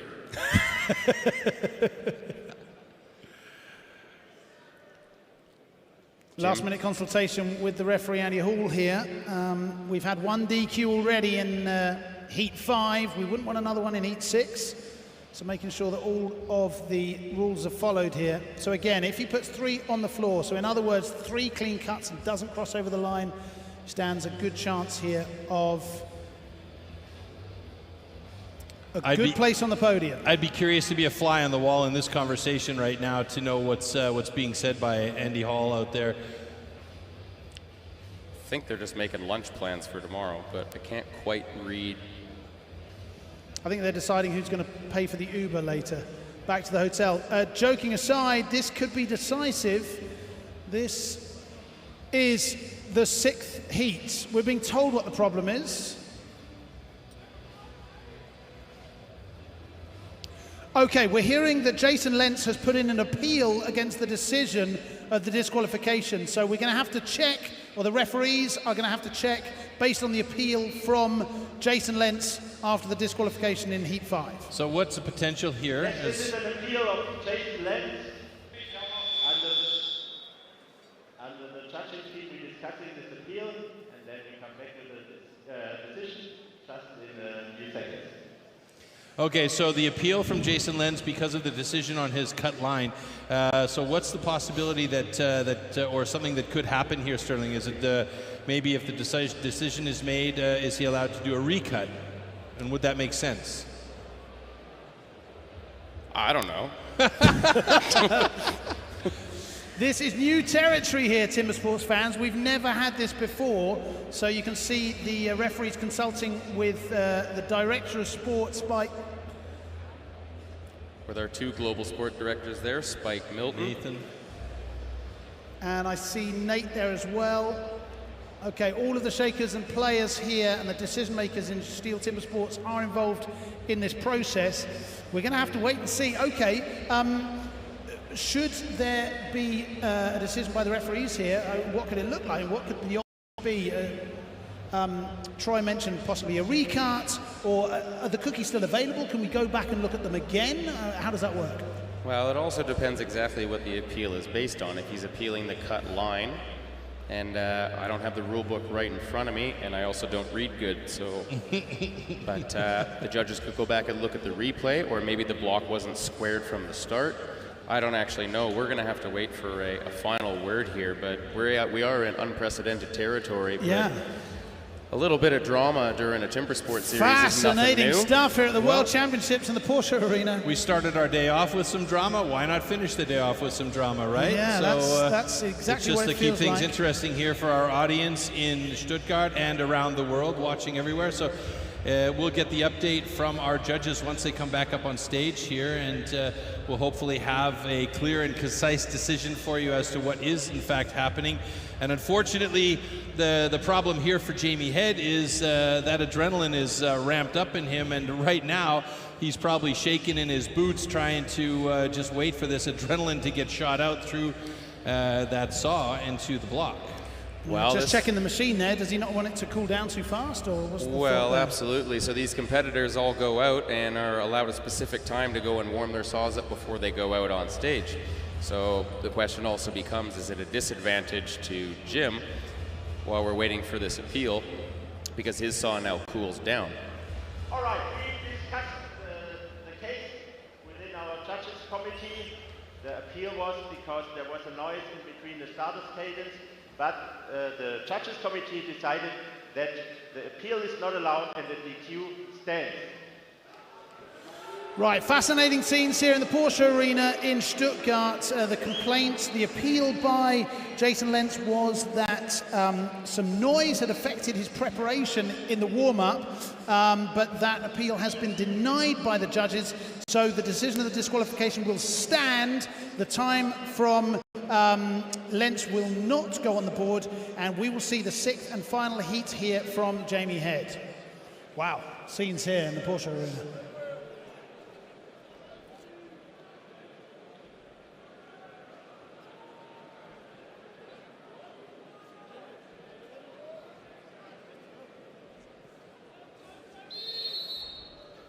Warm up your saw.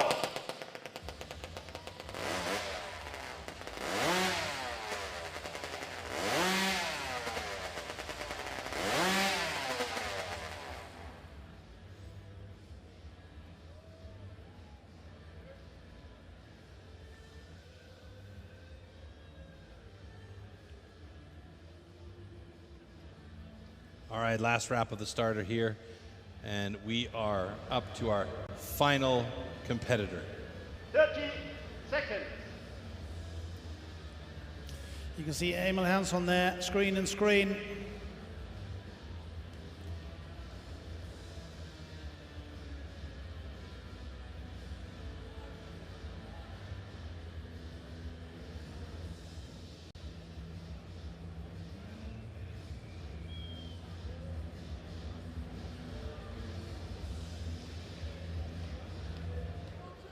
Athlete, ready. Stand to your timber. 3, 2, 1, go! Whoa, he ran into the block on his way up. I hope that doesn't affect it at all, but he's got 1, 2, and 3 cookies on the deck with an 8.57 time. Ooh, interesting here. He hit the wood on the way up with the bar. Is that an issue, Sterling? I bet that clenched old Jim up a little bit when it happened, I'll tell you that. How'd that feel, buddy? Hands aloft here from Jim Head. He seems happy with it. If we get the final decision from the referees here, it would mean that he would leap over Emil Hansson into first place. Just waiting for the decision here. And if this is a thumbs up, what a way to end his first ever individual competition appearance. All right, good. The cut is confirmed good, and with it, the new world champion for timber sports, Jamie Head from Australia. Congratulations, mate. Fantastic scenes here after the drama of the hot saw. Wowee. Braden Meyer runs down, gives him a big old hug. Awesome. He went for the safe option, didn't he? He went for the clever option. He got 3 on the board. He didn't want to make a mistake. There was that kind of dodgy moment there where he brushed the wood on the way up. But what a performance today from Head. I mean, from start to finish, he's been there or thereabouts from day one, right? It's not just the performance he put in today. Jamie Head has been a part of this STIHL Timbersports series since the early 2000s. And he has been trying to make it to this stage his entire career. And what a way for it to go today in his first ever appearance in an international individual world championship battle. Incredible. And he has done it. He is your new individual world champion for STIHL Timbersports. I bet you he's going to be ultra emotional. Beautiful Look at this. scenes there. Already a hug from Emil Congratulations from Hansson. everybody. Exactly. Danny Martin hug as well. Danny Martin, what a day he's had. Yes. That'll be third place for him. The local boy from Germany. I'm not sure he was thinking that he'd be on the podium when the day began, but he was steady and strong all the way along. Used the audience, used the crowd to his advantage, and Emil Hansson as well. So there's the confirmation that Danny Martin had the fastest time in the hot saw. Hansson the second with 5:20, 5:77. Dubitsky's was a personal best, and then of course there was that incredible drama with Jason Lentz. And this will be Danny Martin's first ever podium in an international individual competition. Remarkable scenes here, absolutely fascinating. The DQ from Lentz was confirmed, which meant that he only took 0 points into the final results. That was only good enough for fourth place, unfortunately. That means that your new STIHL Timbersports individual world champion is Jamie Head from Australia. The silver will go to Emil Hansson, and Danny Martin, the German, will take bronze. Interesting to note, actually, the 3 guys on the podium here today are all first-timers on the podium. Extraordinary stuff. Sterling, talk us through this one final time, please, mate. Jim really tried to make life difficult on himself there. You saw the saw actually kick over just to the side, and the bar caught the log on the way up. Right there, you see that, and I guarantee you that made his heart drop a little bit, but regained his composure, knew he just needed to make his 3 cuts, and Jamie's such a seasoned competitor. He did that. Oh, yeah. And he got real close to the line on that 3rd cut, too. Let's get a closer look at this here. Absolutely, but you know what? 3 on the deck. I can feel the relief as he backs away from that log.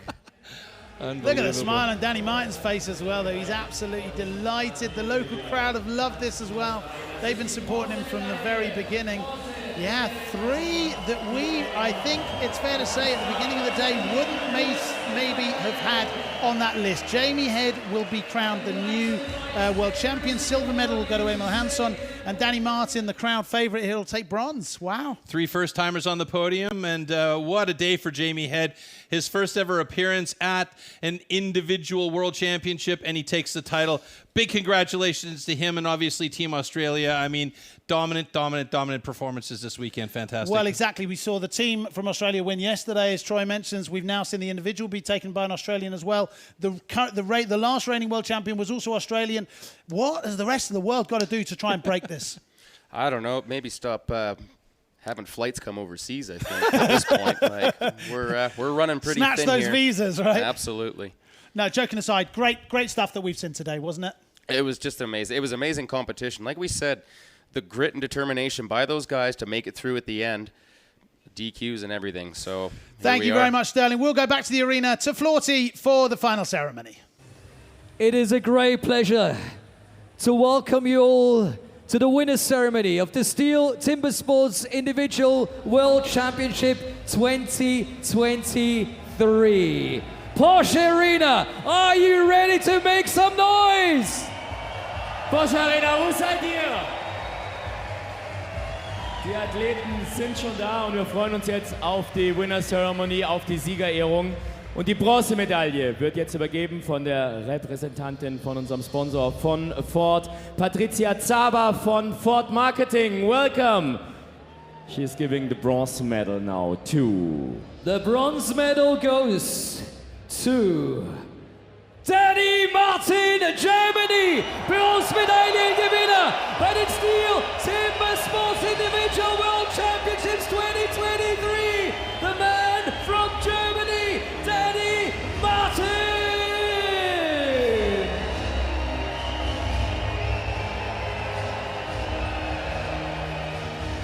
So, und jetzt hat Patricia Zaba von Ford die große Ehre, den Deutschen zu ehren. Die Bronzemedaille geht an Deutschland. Ein ganz besonderer Moment, den genießen wir jetzt gemeinsam mit Danny Martin. Unforgettable moments here in Porsche Arena. He ended up 4th last year and this year he made it to the podium. Letztes Jahr noch 4. Platz. Diesmal holt er Bronze. Nochmal ein riesen Applaus für Danny Martin.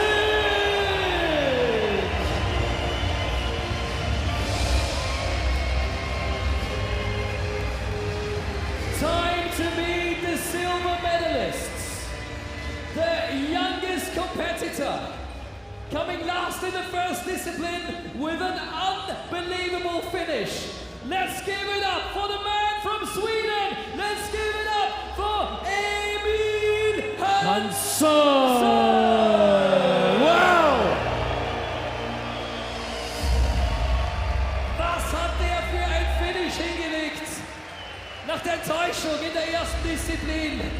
Und jetzt eine Silbermedaille bei den STIHL Timbersports Individual World Championships 2023. And the silver medal is given by Michael Messer, Managing Director Production von Liebherr Hydraulikbagger GmbH. Vielen Dank für die Übernahme. Er hat jetzt den schönen Moment vor sich, die Silbermedaille an den jüngsten Teilnehmer zu übergeben.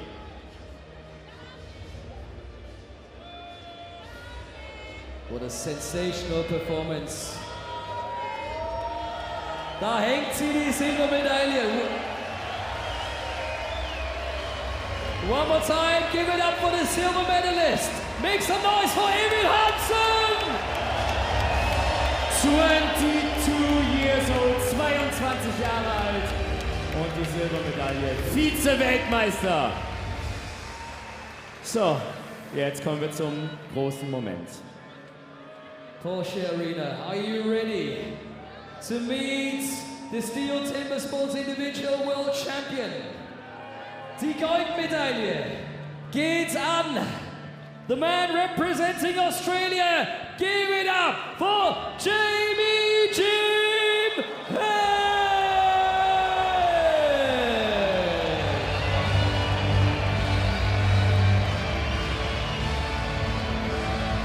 Just look at the face of the man claiming gold here in Stuttgart in Porsche Arena.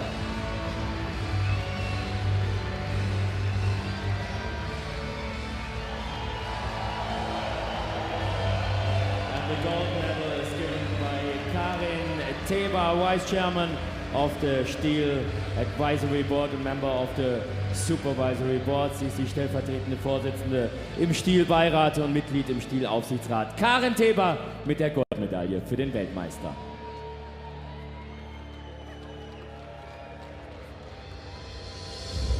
Und jetzt hängt sie um seinen Hals, die Goldmedaille. One more time, make some noise for the STIHL Timbersports Individual World Champion, Jamie Jim Hay. Wir haben aber noch eine Trophy, there is a trophy coming up. Eine ganz besondere Trophäe, designt und gebaut von Robert Pieringer aus Österreich. Da sehen wir sie, was für ein Prachtstück. Und wir freuen uns jetzt, dass diese Trophäe übergeben wird von Michael Traub, dem Vorstandsvorsitzenden von STIHL. The trophy is given by Michael Traub, Chairman of the Executive Board of STIHL. Wow! to see unbelievable scenes, unforgettable moments, as we would like to ask everybody in the arena to stand up and to stand and rise if they can for the national anthem of the winner. Meine sehr geehrten Damen und Herren, wir dürfen Sie bitten, sich zu erheben, denn es folgt in wenigen Momenten die Nationalhymne des Weltmeisters. Ladies and gentlemen, boys and girls, dear STIHL Timbersports fans, the national anthem of Australia.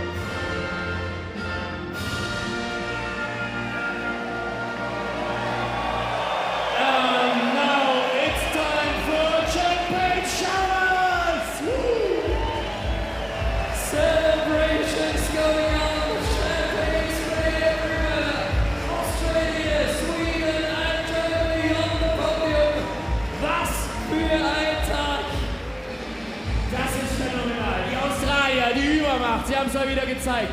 Die Deutschen mit der Bronzemedaille und der jüngste Teilnehmer mit Silber. Wow, das ist ein Finale wie aus dem Bilderbuch. Phänomenal.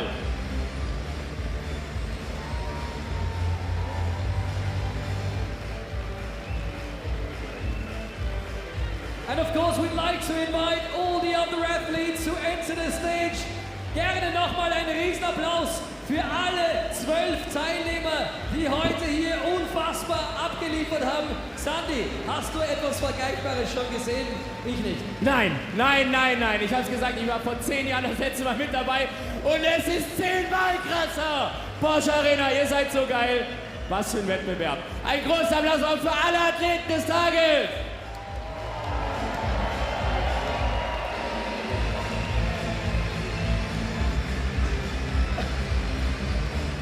Und jetzt freuen wir uns auf das Siegerinterview.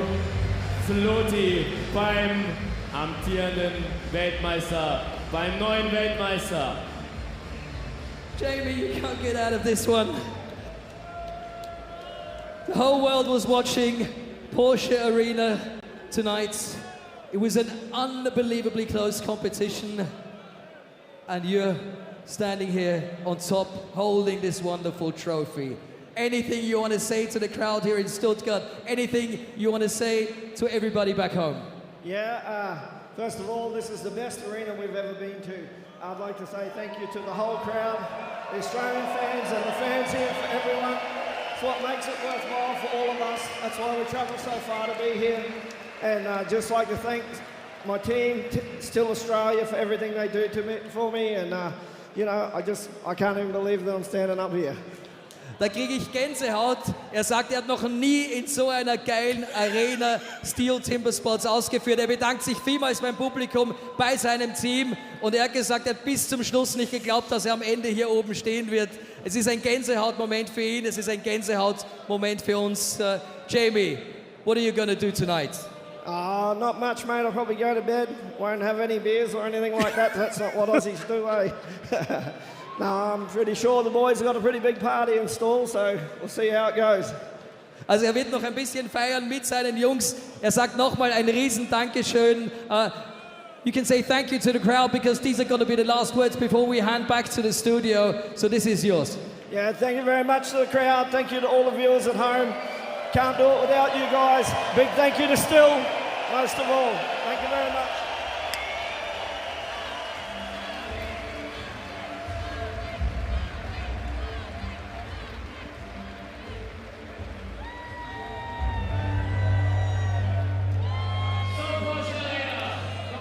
Absolutely fantastic scenes Loved here in it. STIHL Timbersports. Loved And it. you know what you always get here at Timbersports is fantastically transparent, open interviews from the athletes.